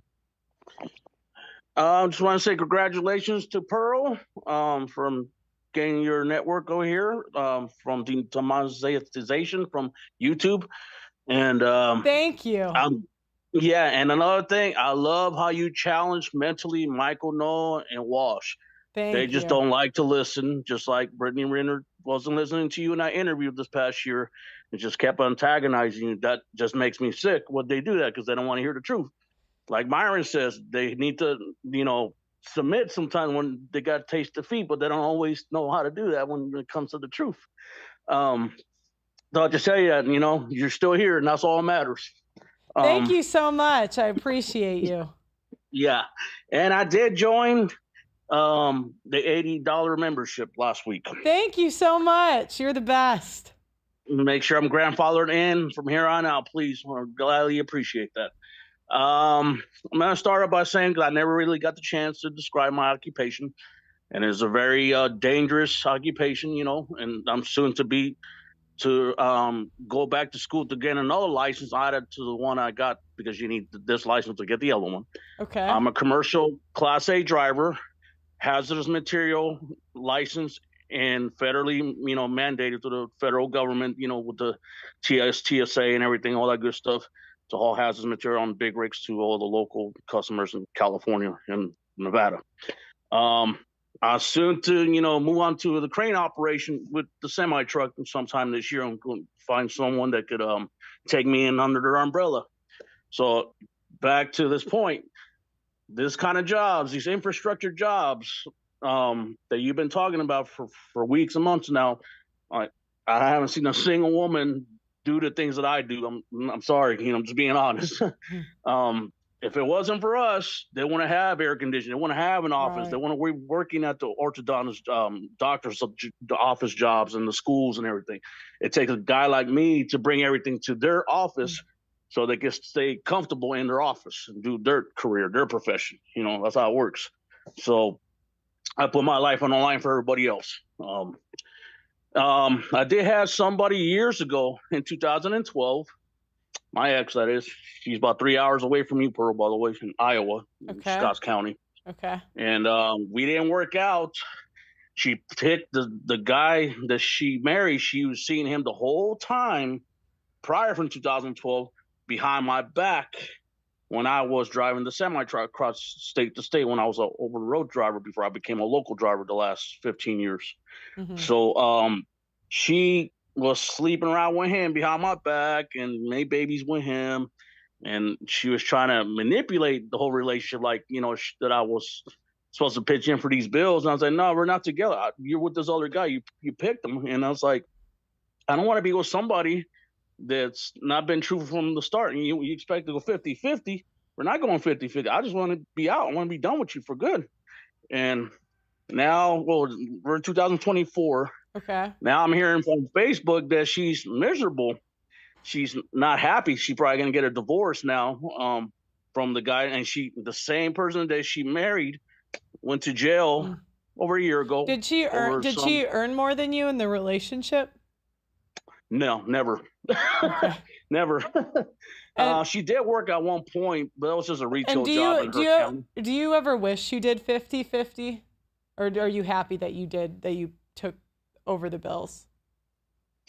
No, I wasn't. No, I look back. I was never happy taking over the bills, because when you lie to me the first time, that makes me believe you're a liar the rest of the way, the rest of the years, the rest of the months. So why even bother? Okay, so in hindsight, if you had to go back, you would have. I mean, obviously knowing what you know now, but assuming, like, even without. Sorry. Do you wish, if you had to go back, are you happy you split it or no? Like, do you wish you didn't? Sorry. I keep saying this wrong. Oh my God. Sorry. No, I'm just okay. Just slow down. It's okay. I understand. Yeah. Okay. You understand. Yeah. Sorry. Yeah, but let me explain before we get into conclusions. What I don't want to be, going crazy on conclusions, but I'm the kind of person, I don't believe in the 50-50 unless it's 100% from the get-go, which she did not do, by the way. So that tells me, why even do it? That's like being blindfolded. You go into something and you don't even know what's going on. Yeah. Why do it? So you're actually in a disadvantage at that point, financially also too. So that's not good for anyone. So back to the point though, I'm glad I didn't do that, because I probably like a lot of guys, financially not well in so many levels. I'm not doing terribly wrong now, but I feel like I could do better. But that set me back a little bit because of what she's done in the past. So I broke up with her, and I took an 8-year hiatus break, and I met somebody else in my area in California, in the San Francisco Bay Area. That's where I stay at. And she too became, like her. She believes that marriage is a business. And as soon as I heard those words from her, I said, oh no, if I marry this woman, she's not going to care about me as a man. She cares about the resources. So I said, no, I can't be with this. And then I found out she was like the rest of her group, the feminists. I don't do well with feminists. So the next girl did the same thing? Did something similar? Yeah, and both of them are in their 40s now. Both of them. So in the future, are you going to go 50-50, or are you still going to cover the bills? I want 50-50 preferably, but yeah, you're done. You're done with this shit. Yeah, you got that right. You're like, I'm not paying for shit anymore. But in today's world, today's Western world, modern world, it doesn't work. Just like Myron Fresh and Fit says, it doesn't work. The man's got to be the leader. The man's got to make all the rational decisions for the better of the household, especially if you got to be a protector. A lot of us never had the chance to go to the military or went to the state law enforcement higher patrol academies or possibly the gun range to get training. A lot of them never did that. I did that with my brothers, and a couple other. I actually went to the police academy about 7 years ago, and I had my little share of taste of what it's like in there with the training on this intensified with defending the loved ones you care about. So a lot of them, they never got that chance to understand what it takes to protect your community, your loved ones, and so on. It's a big responsibility. It's not that simple, and most people don't believe in any of that in the household. Oh, it's too crazy for the kids around, you know. So I was like, no. Okay. I've been alone ever since because of all this. So I don't like too many people being materialistic, and most of these women I was with just rent the resources materialistic, and it just didn't work out, you know. So that's why I'm going to be free agent. Thanks to you, and thanks to you, and thanks to Coach Greg Adams in Las Vegas. Nice, people like that. That's nice. CGA is great. Thanks for calling in. I appreciate it. Yes. I'm gonna read the super chats real quick. It says you're monetized. I just want to go through them really quick. Tell this dude to listen to Ryan Stone. Dude lives in anxiety. Read Ian Ironwood, Praxeology of a Dominant Male. Men are raised as defective women. Clue Studio, $50 super chat. Pearl is back. Thank you guys. YouTube monetization. Yup. I'm back, baby. All right, let me check the thing on the website. Let's see. Let me see what else we have. Tradcons are worse than feminists. You see feminists coming with purple hair and pure. Oh, that's you, Doug. BA.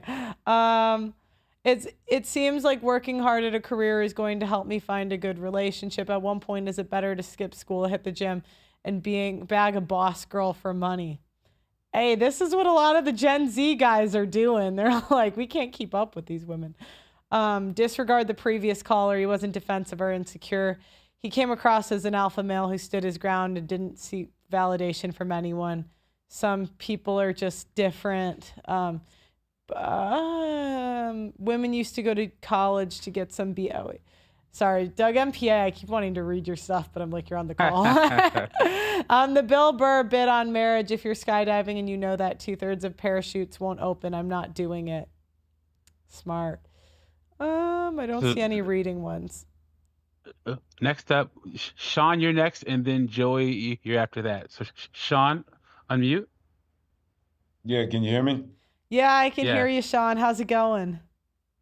Pearl back. Let's get it, man. Let's run up this money. I wonder what's the next video, Pearl? Like, now you monetize. What they gonna say now? I don't know. I'm gonna do a lot of reactions this week. I'm gonna be like, it'll be like Let's Pearl reacts to modern women. We're gonna film like 10. Talk. It's gonna be like be talking to YouTube like how. Oh, a nice hat. What did you? Nice hat. Let's go. So, Sean, you've dated everywhere, right? You've lived all over. I know you've called in before. So what are your thoughts on the high earning women? Like women. Have you ever dated a woman that made more money than you, or would you date or marry a woman that made more money than you long term? Yeah, so great question. And shout outs to you, Doug, and shout outs to Marvin too for subscribing and putting money up on the show. That's important to support the channel. So shout outs to you, Marvin, and your service.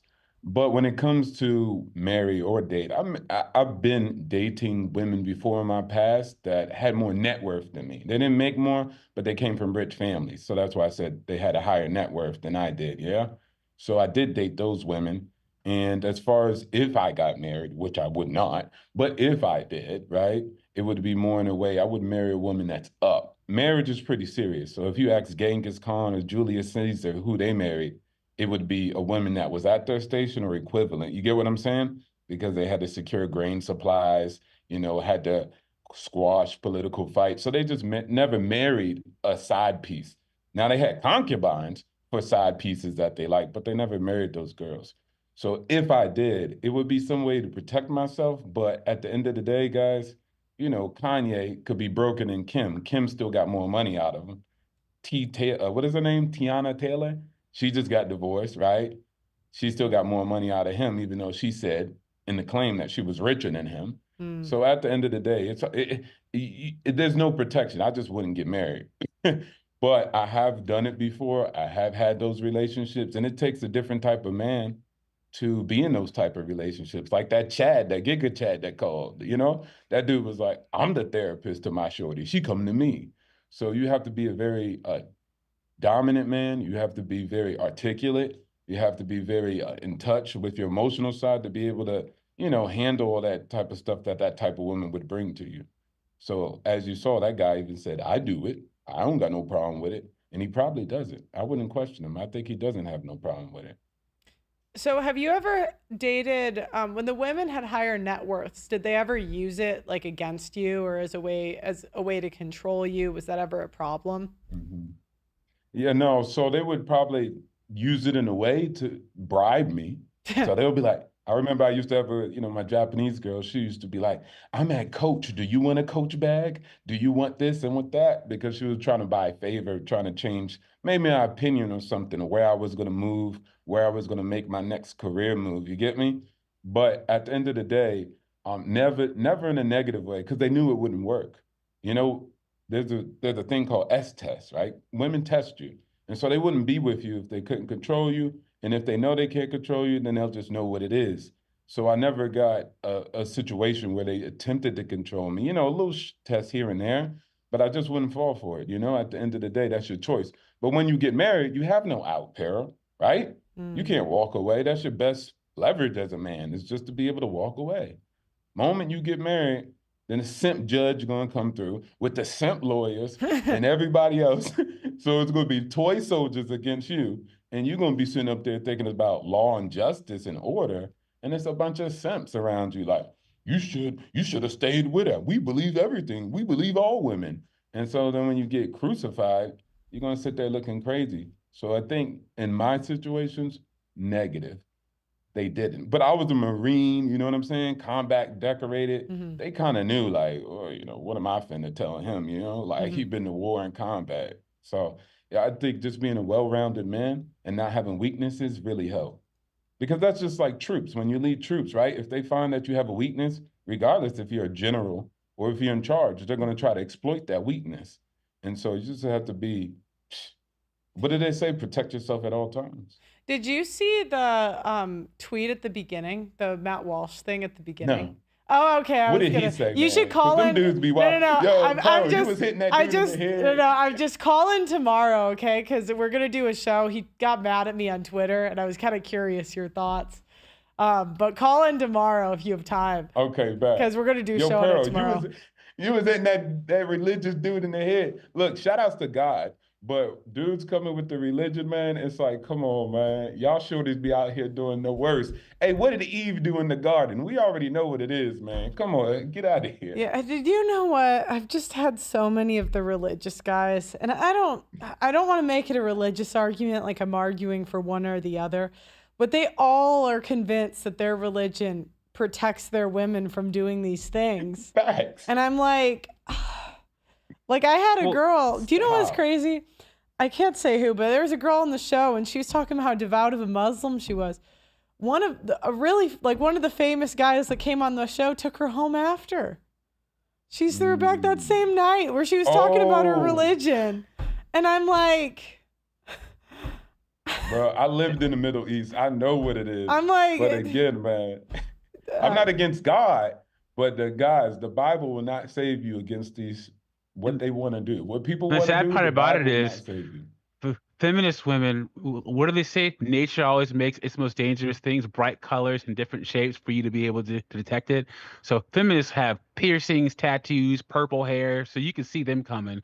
But these TradCon 304s, man, you can't see them coming, man. You really can't. And then it's a two-pronged attack.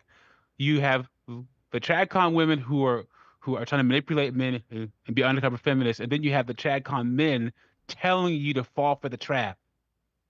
Yeah. And I think, Pearl, you might have said it before, but they become the police of the Bible. So they'll come at you with what you want to hear because you're all about the Bible. But then they start guarding what Jesus says. Like, you get what I'm saying? So they'll be like, well, you're not a real Christian man. And then just like they tell you, you're not a real man if you don't do X, Y, and Z. And the Bible's one of the most red pill books ever. No, but they forget those verses, Doug and PA. Yeah, no, they wipe those away. No bad verses. Only the good ones. You talk about patriarchy and all that stuff. The Bible is it. You know? Yeah, no. It was the ultimate RP, right? So shout outs to Pearl, man. Pearl's back Pearl's back, y'all haters. And then shout out to CGA, Free Agent Lifestyle. That is the after pill. So much respects to you and what you're doing, Pearl. Keep rocking and rolling because you're winning. Shout out to YouTube. Thank you, YouTube. Yeah, thank you, YouTube. And make sure you call in tomorrow, okay? Because I think I'm kind of curious what you'd say. Go on my Twitter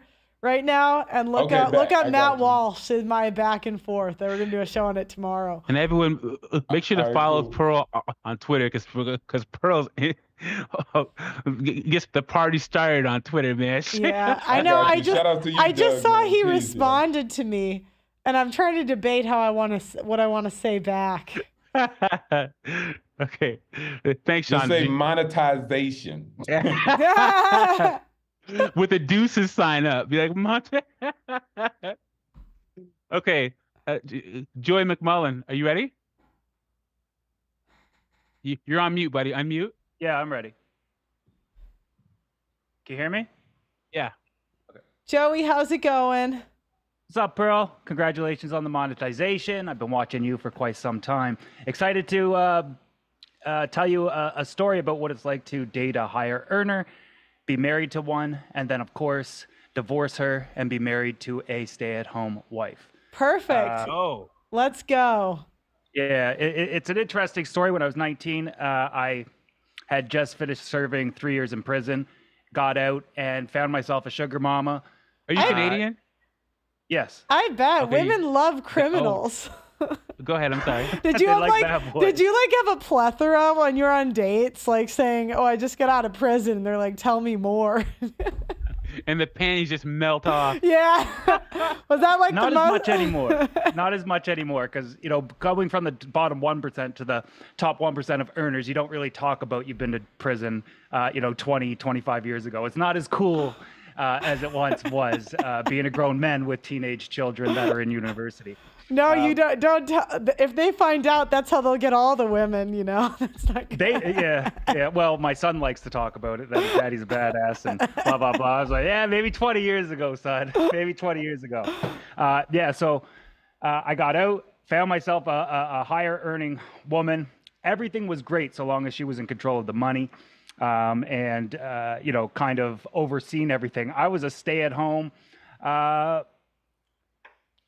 boyfriend, I guess. She didn't say I needed to work. She's like, "Oh, go to work when you want, get a job if you want. I got it. We'll hold it down," and blah blah blah. I was like, "Yeah, this is cool. How much older was she? 1 year older. Oh, okay. So you're the same. What did she do? She worked at the hospital, like a nurse or something. Yeah, like in nursing. And she was cheating, right? We'll get to that.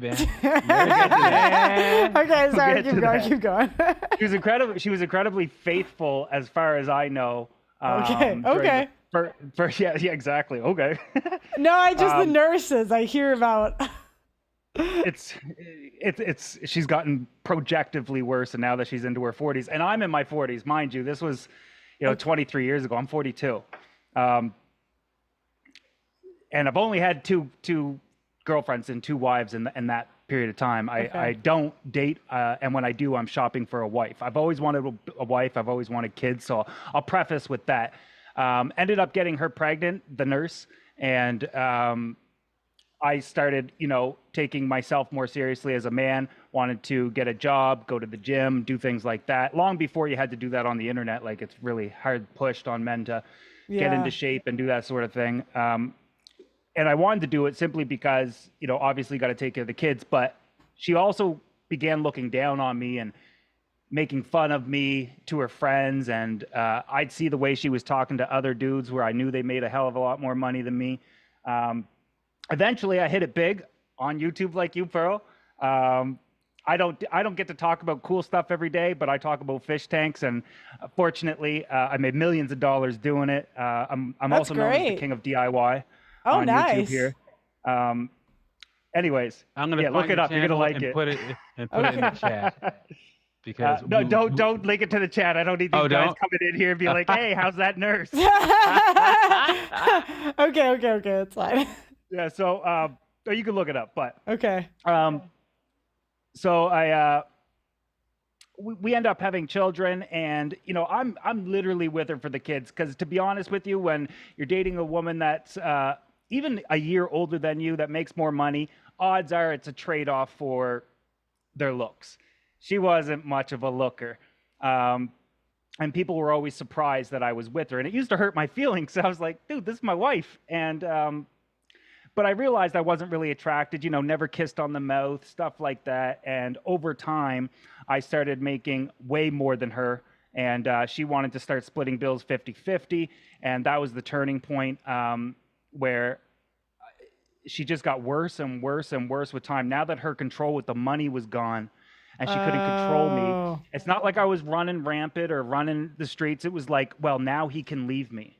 And there's nothing I can do about it. And I bet you were getting interest from hotter women, and that had to drive her nuts, right? The anxiety of it. I don't know if I'd call it interest, but it was absolutely ridiculous because I was traveling the world, and girls wanted to talk to me that the type that you see like in music videos type stuff, and I had never experienced that in my life because I'm from a little town in Nova Scotia called Truro. Yeah. So it was the first time I had ever experienced anything like that. She's gonna go and I nuts. never dipped into any of it. I stayed faithful. But the one thing that I noticed was that even though these girls obviously wanted me for maybe attention, validation, fame, money, that sort of thing, they were just so nice and kind and feminine and ladylike and pretty. She wasn't, right?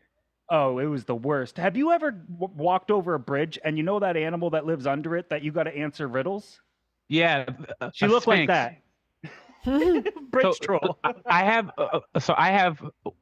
used to have a friend as a girl, and we met at my first job in public service, and she got married to this guy, and her now ex-husband was one of the smartest men I've ever met, but he was kind of shiftless. He couldn't really stick down to get a college degree, and she had a government job, so she held them down their first couple of years of their marriage. But along the way, he actualized. He got all these IT certifications, and then he started getting his name around and doing these IT contracts for major corporations. And he was the same as you, where when they first met and got married, he could barely keep a job. But he used his smarts and intelligence and actualized, right? So I'm talking, he's making $500,000, $600,000, $700,000 a year. But she never saw him as the new version of himself. She only saw him as the old version and treated him as such. And he literally said that he gets respect from his colleagues, all these people in his field, but his wife didn't see him the way that everybody else in the world saw him.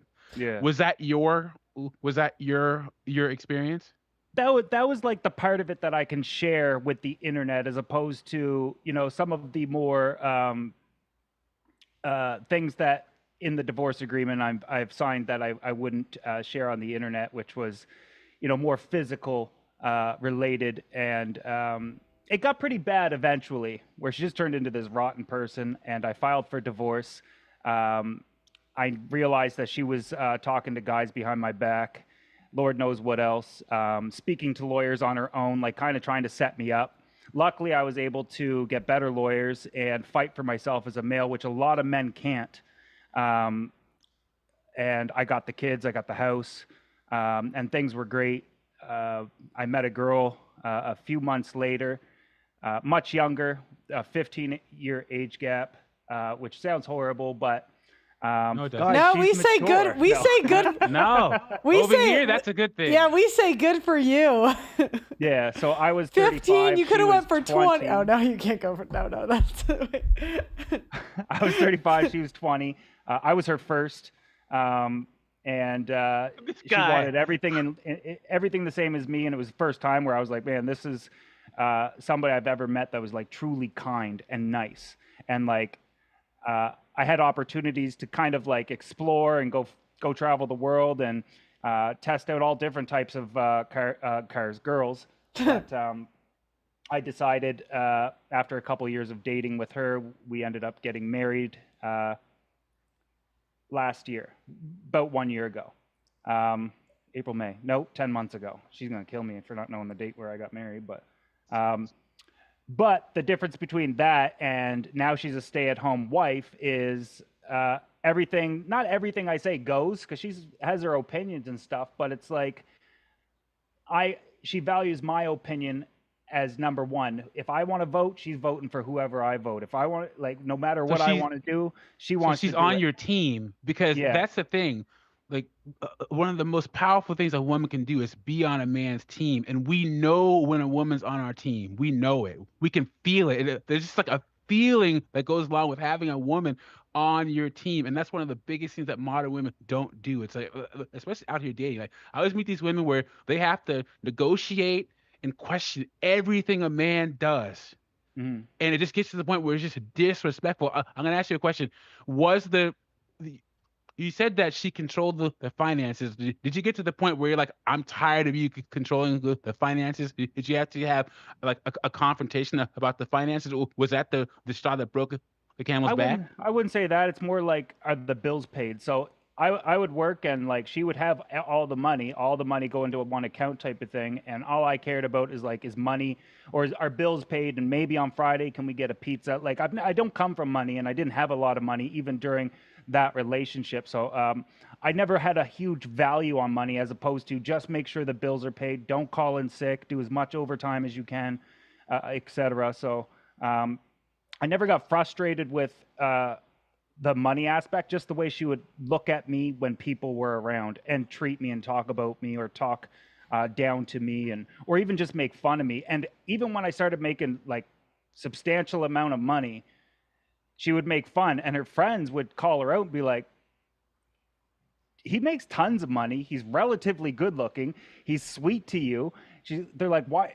Because girls like to show off for other girls. And it always confused me. And I talked to her when they'd leave. I was like, why do you do that? Like, you realize that if I leave you, the grass isn't greener on the other side. She'd been single for 7 years now. And doing really bad. Got a DUI in order to start her car. She got to blow into this thing. Like, and you're dating a hot young woman. Good for you. Oh, Pearl, if you've seen her, she's smoking hot. Yeah. A lot of these women, you actualize, and she refused to see it, or she saw it and she didn't like it, and had an active campaign to tear you down. And that's exactly what happened. I love it when guys. In the final 2 years, years, I was warning her, like, if you don't change, if this doesn't stop, if you don't make an active attempt at changing the way you act and how you react, like, I'm going to file for divorce. And she's like, no, you're not. I'll take the kids, and I'll take the house, and I'll take this, and I'll take that. And I was like, well, my children love me, so you can't take them. I was like, if you want the house, that's cool, because I bought this when I was broke. Imagine the house I can get now. I still live in my little broke house. Did you just start life over in a studio apartment, sleep on a beanbag? No, I kept the house and got the kids, and I love it when guys go. They say, I'll do better, and then they do it. And that's what happens most of the time, Pro. I told you this whole thing where, you lose so much, but most guys end up winning, man. Most guys, they get more productive when they get out of a bad relationship. It's like they had hands around their neck, and the hands aren't choking them anymore, and they just get to work afterwards. Men are immature for a tremendous amount of time, and I think that we start, our heads, get screwed on a little bit more straighter in our mid 30s to later 30s. I think that most men who take care of themselves start to even look better, get more attractive, more handsome, that sort of thing. And then, of course, they reach more of their financial strides into their 40s. So I had options in terms of what I could do next for a wife, and I could have dated my age, but what comes with that is I have to date their past. I've got to date their children. I got to date all their experiences. I wanted nothing to do with that. I wanted to start with a clean slate, and I was lucky enough to find somebody by chance just at the gym. Guys, if you want to meet like a girl of your dreams, go to the gym. They're there. That's where they go. I'm gonna ask you a question. So you're the sole provider of your family, right? Yes. How does that make you feel, providing for your family? Like, can you articulate the satisfaction that you have of providing financially, mentally, spiritually for your family? Because I think that most men want to provide. We have this innate feeling inside of us that we want to provide. Now, whether you do the work to be able to do that is your choice, but we all have the innate need to provide, and you're actually doing it. So can you describe how that feels? Do you feel better doing it? Like, how would you describe it? I feel it's the same. It feels the same as like I got to go take a shower. Like these are things that I have to do. I don't feel like it's rewarding. I don't want a pat on the back. This is just what a man's supposed to do, is take care of his family. Is he supposed to be the sole provider? I mean, everybody has different preferences. Some people have a wife and a husband, or a couple earning money together, which, you know what, in my opinion, however much money you can bring into your household, bring as much as possible. And but what I do find is for myself, when it comes to being a sole provider, when my children are now 20 and 17, soon to be 18, these guys are going to leave me. They're going to go live their own lives and forget that I raised them and everything I did for them. And I'm going to be stuck here, and I have to make sure that the person that I'm stuck with and or chose to be with is the right person that I can be with alone. Because once you remove the dynamic of children, life is going to change just as much as when you put them into your life. Because when you have kids, everybody says, oh, everything changes. Imagine doing that for 20 years and then you take them out. You're going to be left with that person, and you're going to be sitting in a room staring at each other thinking, I don't really like you. So I'm lucky that I made these decisions to file for divorce around 7 years ago, maybe a little bit more, and found the right woman for me moving forward, because I don't want to run the streets. I don't want to have bunch of different girls in my bed all the time. I'm typical though. I'd love to, but I just, like, when it comes down to it, I just don't think I could do it. I did that in my younger years, and I had my fill, fellas. It's not like I've only been with two women, but had my fill, and I'm much happier waking up and knowing that because I'm in an age gap relationship, when I'm 80 and, you know, I need help changing the diaper, that I've got a hot little nurse that's going to be able to do it for me. Well, thanks for sharing, Joey. What a nice story. I love it when guys I love it when guys come and they say I'm going to do better, and they do it. It's just awesome. And believe me, she's watching your ex is watching your every single move, and she knows she messed up, bro. And I guarantee you, all the people that were trying to tell you about her behavior and asking why you put up with it, they're telling her she messed up every single day of her life. I'm telling you. I don't do it for revenge. I wish her the best. Hopefully she doesn't get any rain on her under that bridge, but and her riddles aren't that difficult for those that want to cross it. Cool. Nice. Well, thank you so much for calling in, Joey. I'll check out anytime. I just subscribed to your channel, so I expect great. Yeah, I did too. I don't have any fish, but maybe I'll get one. Hey, yeah, you'd love fish and fish tanks. Okay. Could go in the background here, you know. Last and not least. If you want one back there, let me know. I'll fly down. Oh yeah, maybe. I could be your first fly-in. Only if my producer takes care of it, and I don't have to do any of the work. All right. Okay. Bye. Thanks for having me. Okay. How many more callers do you want to do, Pearl? I'll do these last two, and then we'll close out. We'll do Matt. Are you there? Unmute. Thanks for waiting, buddy. We really appreciate it. Go ahead. No worries. Okay, so to let the Pearl know, I've got pretty much 3 stories, maybe 4. I don't know. Okay. 3. 1, yes, I had a woman go 50-50 with me. Actually, in fact, this first date she offered. Okay. Which is really rare. And I have dated a bunch of women, at least 2 women that made a lot more money than me when I was still in college doing my associate degree. I had one girl that was working on her master's in psychology that was hooked up with me for a little while, and I had a chemical engineer and working towards her chemical engineering student working on her PhD. Also kind of going, she was 6 years older than me. And so they had some serious education while I was still, and the engineer one when I was fresh out of high school going into university when I dealt with the PhD higher earner one. I don't know what it is, but they're into me. So and was it ever a problem for you? Like did they ever like hold it over your head or get mad about it? You know what? Education wise, it's kind of the other way around. I don't really like it when a woman has more education than me. Okay. I don't know why. I just something odd about it. Like I feel like I'm not the guy that's wearing the pants when I'm the guy with with less education. I really do feel even that if it's psychology, does that even count? Well, I don't know. What are you getting educated in? Being crazy? I don't know. It's just like I had to say I had some pretty interesting debates about things. Like I was trying to tell her like there's things in the background, he just couldn't make her see it. Okay. And so they had some really interesting conversations, but I don't know. It felt weird.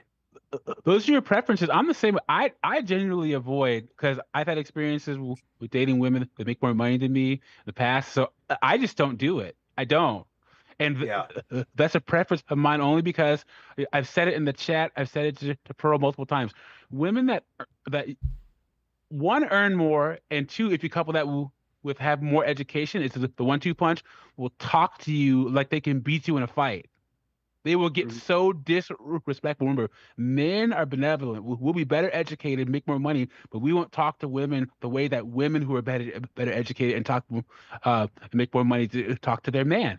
They literally forget that you are physically stronger than her, and she would talk to you with her chest puffed out. So I just avoid it. Do you know what it is? I don't like it. I think it's got to be like a like gym rat guy who just like is like an absolute savage. I think those are the only guys that can pull it off. Because like I don't know, those are just like the only guys I've seen that can like pull that off, or they just have to be like almost like so Machiavellian, like almost to the point of criminals. You know what I mean? That I like long term anyways. No offense to you, Matt. Okay, well, dear, just to let you know, like, okay, just you know what got me going with the well, not all women, some women like the brains, you got to find those are the ones that are harder to get. Yeah. So what got me hooked up with the 26-year-old, like I was 18 and I was hooking up with a 26-year-old with the chemical engineering PhD, right? Okay. What got me in her pants? I'm not fucking kidding. So she showed me her PhD thesis, and she did on a hydrogen fuel cell reactor to be able to take hydrogen and some mixture of methane and come out with huge amounts of energy. But they had a big problem of too much heat creating friction in the cells. And then I came across a type of studies and through MIT when I was still here in Winnipeg at the U of W, and I was able to take her math without even having all the education yet. And all the software. I was able to compound a type of formula and a type of thesis and give it to her, and able to increase her reactor to 63% efficient. And she was just blown away from that. She showed that to all her other colleagues that she was working with. And they couldn't figure it out why a high school student could do that. And next thing you know, she's showing me her tits. You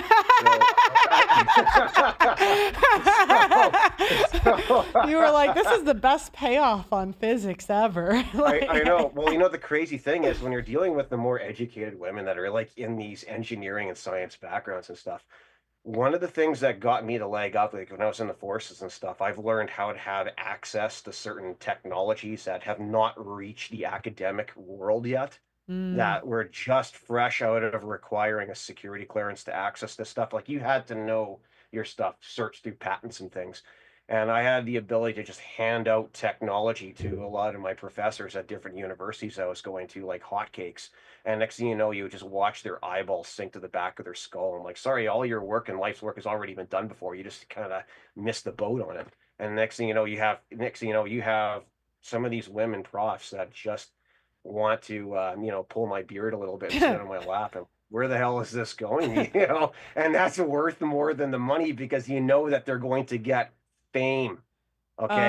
So the secret to higher educated women is giving them the technology that gives them a one-up, that they're that much closer to getting that Nobel Peace Prize. And then when one guy shows up in their office, close the door, shitting gold bricks, and next thing you know, reconstructing everything that they've ever done, with giving them a huge advantage in technology, all of a sudden that is worth way more than finances. And how long were you with them? Was it like a one-time thing, or were you like with them for a while? To be honest, the only relationships last for me about a couple of months, and then they just get tired of me and move on. So I wouldn't be surprised if I was fucking a Mossad agent in any way. I wouldn't be surprised, because I've gotten into solving some trouble for handing out stuff that I shouldn't be handing out a couple of times.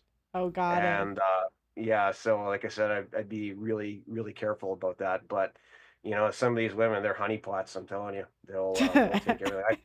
And then there's a couple of times there too where I ended up hooking up with a university professor at one of the universities here in Winnipeg. I won't talk it because this was years ago, but one day coming out of a physics class, I had this woman come in, and all these other girls are rushing into this class to get the seats and everything. I'm just kind of like, this is kind of weird. There's no men in this classroom. It's all women. And I'm like, I'm sitting there trying to write down the last bit of physics notes, and we're doing like really high level computational physics and stuff for electrodynamics. And I thought she was another physics prof, and it's like, what is this class? And she was embarrassed. So it's like, it's a women's studies class, eh? And it's like, what? Yeah, it's about embracing the divine feminine. And I'm just sitting there like, she looks embarrassed telling me this, eh? And I just laugh, eh? Divine feminine. Like, what the fuck do you use this shit for in front of all these other women, eh? And it's just like, and she's like, excuse me, you are so rude. And I'd tell her, shut the fuck up and make me a sandwich. Like, why the hell are you here in this classroom? It's just like, what are you going to do? It's just like, what are you going to do about it? Kick me out of university? Okay. Well, I'll give you my number. I'll give you my phone. You can call somebody who cares. So this woman getting pissed off at me, eh? It's just like, you know what? Maybe I'll talk to you in my office about manners. I'm like, okay. So I show up in her office about a couple hours later when her class is over and there's no students there. And next thing you know, I just like, and I sit down in her class, I put my feet up on her desk, and I'm like, okay, lady, tell me all about embracing your divine feminine. And next thing you know, it's just like, excuse me? It's just like, you've got and I just told her, it's like, you got like the really nicest tits I have ever fucking seen. and next thing you know, the long story short, I'm fucking her on her desk. Okay, like there is, this is a. The guys in the chat are gonna get ideas. They're gonna go to class and be like, you have great tits, let me tell you, Matt, so here's what it is. A lot of these professional women. Yeah. They're on the strong, independent, I don't need a man stuff, but they get lonely, and they get a little bit of attention from a guy that's somewhat attractive, and they fall apart. There's that moment of weakness. All these women who say that they don't need a man, because one of my friends, she's been, well, we're not friends anymore, but she's a professional woman, and she's professionally single, and she's on these dating apps, and this guy that was a male traveling nurse reached out to her on some app and said, hey, I'm into you. They put nurses up in hotels that travel. He's like, I'm at my hotel. Come to this hotel. We can meet in the bar. I'll buy you dinner, and then you can just come up to my hotel room and spend the night. And she's like, I can't believe he would say that to me. Does he know I'm a professional woman? I wouldn't do that. I said, he says that because it works. She showed me a picture of this guy. He's a decent looking guy. All you women, you're gonna stay home another Friday night and watch Scandal for the 15th time, or Friends? No, every so often, some of your friends are gonna answer that guy's call. They're gonna go to that hotel, eat dinner at the bar in his hotel, and go up to his room with him. You really think so? I was like, yeah, he wouldn't have said that to you if it doesn't work. All these professional women have this myth that they don't need the touch of a man, they don't need sex, any of that. But then a guy like you comes along and is banging her on her desk in her classroom. Yeah, you know what the cool thing is? I like the best profs are the ones when you have the really long hair, because I'm like, I told you before, I'm like into long hair. I don't mind the nose ring because the nose ring has something fun with it, and I don't like the tattoos. Okay. The nose ring is great because when you're fucking them from behind, you're trying to reach up and trying to rip it off their face. Okay. And yeah, it's like, and then you got the long hair as the handlebars, right? The longer the hair, the more torque you got in your breaker bar, right? So that's how I look at it as. Well, we're gonna get to Miller because he's the last person we met. Thanks for calling in, Matt. Always good to see you, man. Great story. All right, Miller, are you there? Yeah, I'm here. Yeah, I did talk before, but you did. Okay, I was married. Oh yeah, he was on. A couple of years. Yeah. We're gonna wrap it up. It's been. I just didn't recognize you. Your camera was off. Okay, so we're just gonna wrap it up. Go ahead, Paul. Congrats on your demonetization. Thank you very much. Thank you. Doug MP, I want to show you this. This is so funny. I can share my screen with him, right? Yeah. Okay, so during this call, Matt responded to my response, right? Matt Walsh. And he said, Pearl, I understand you're miserable and lonely and have never been in anything approaching a functional, a healthy relationship in your life. So I'll try to be patient with you, blah, blah, blah. And so then I said, isn't a wife supposed to be a helpmate and not an adversary?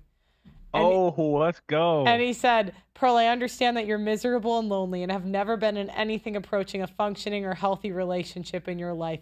So I'll try to be patient with you. You see husbands and wives who love each other do this thing called joke around. They may even have this other thing that I know is foreign to you called a sense of humor. I hope this clears it up. Now go spew your bullshit at somewhere else and leave my wife out of it. And I said, oh, wait. Sorry, I didn't read the next one. Wait, go back. Hold on. Oh, anyway, so he quote tweets that and he said, it's called a joke, Pearl. The mother of my 6 children is very much my helpmate in a million ways you couldn't possibly understand. That I won't waste my time explaining to you. You can take as many pot shots at me as you want. I don't care. Leave my wife out of it. I promise this is not a road you want to go down. And so I responded, I said, guess who's going to be on my thumbnail tomorrow? No, you guys, subscribe to Pearl on X. Pearl gets the party started on X. I'm like, you're not going to tell me. His wife tweeted at me first, like a year ago. I'm like, you're not going to have a public-facing Twitter profile and then say you're above scrutiny, bitch. Yeah, she's a public figure. And she's out. And then what got your attention initially was just the whole, I existed to troll his account. Like, what about optics? Understand what I'm saying? Like, what does that mean? I mean, it could be a joke, but some people could take it not as a joke. Well, we'll see where this whole thing ends up. I'm like, these people think they're like God's gift to the earth because they got married and had a family. You guys did it in your 30s like the rest of us. Like, get the fuck out of here. You didn't do it traditionally. Like, I don't need the virtue moralists today. All right, is it wise to look up? Anyways. Oh, and then Brett Cooper came in. Totally understandable, to be honest, because to be fair, I was calling Brett. She's mad. I don't know if she actually is, but I've done shows on her, so it's fair enough. But she said, Alyssa Walsh is the kind of wife and mother who women should be looking up to, point blank. She's fiercely devoted, and she and Matt have built an incredible life together. She's hilarious, a loyal friend, and if you know her, you are better for it. And I said, is it wise to look up to a random woman on the internet who made it her life's mission to troll her husband? God. I'm just asking the questions. I'm just asking. Maybe we should be, okay? I'm going to screenshot this and say, call in show tomorrow. If they don't come, then you guys are, I'm trying not to say the P word anymore, but I can't think of another word. You guys are scaredy cats, I guess. Yeah. I'm going to take a picture of Alyssa Wicca. And call in show tomorrow. Anyways, guys, look. Yeah, I am choosing violence. Okay, so anyways, guys, call in tomorrow, and we're gonna do a show. Doug MPA, any final thoughts? Yeah, if you're a man worth something, stay away from. Well, here's the thing: you could find a woman who treats you with respect that makes more money than you, but the percentage is slim to none. That's all I'm saying. Women are not benevolent like men. They will use any power they can against you. Because once again, women want men who are ambitious and motivated to set what they want aside to help them achieve their own selfish desires. So stay away from women who make more money than you, because I think it's not a matter of if the disrespect comes, a matter of when. I think that as John proved when he called, maybe it works for some people, but I think it's a small amount of people. So why take the risk? Okay. Thanks, Doug MPA. All right, guys, I'm excited for the show tomorrow. So make sure you all call in, like the video on your way out, and subscribe to the channel. Ring that notification bell. And I will see you guys. Oh, wait. Was there any super chats I need to read before we end? I don't see any. Thank you to Robert. I see yours. I think that's all I see.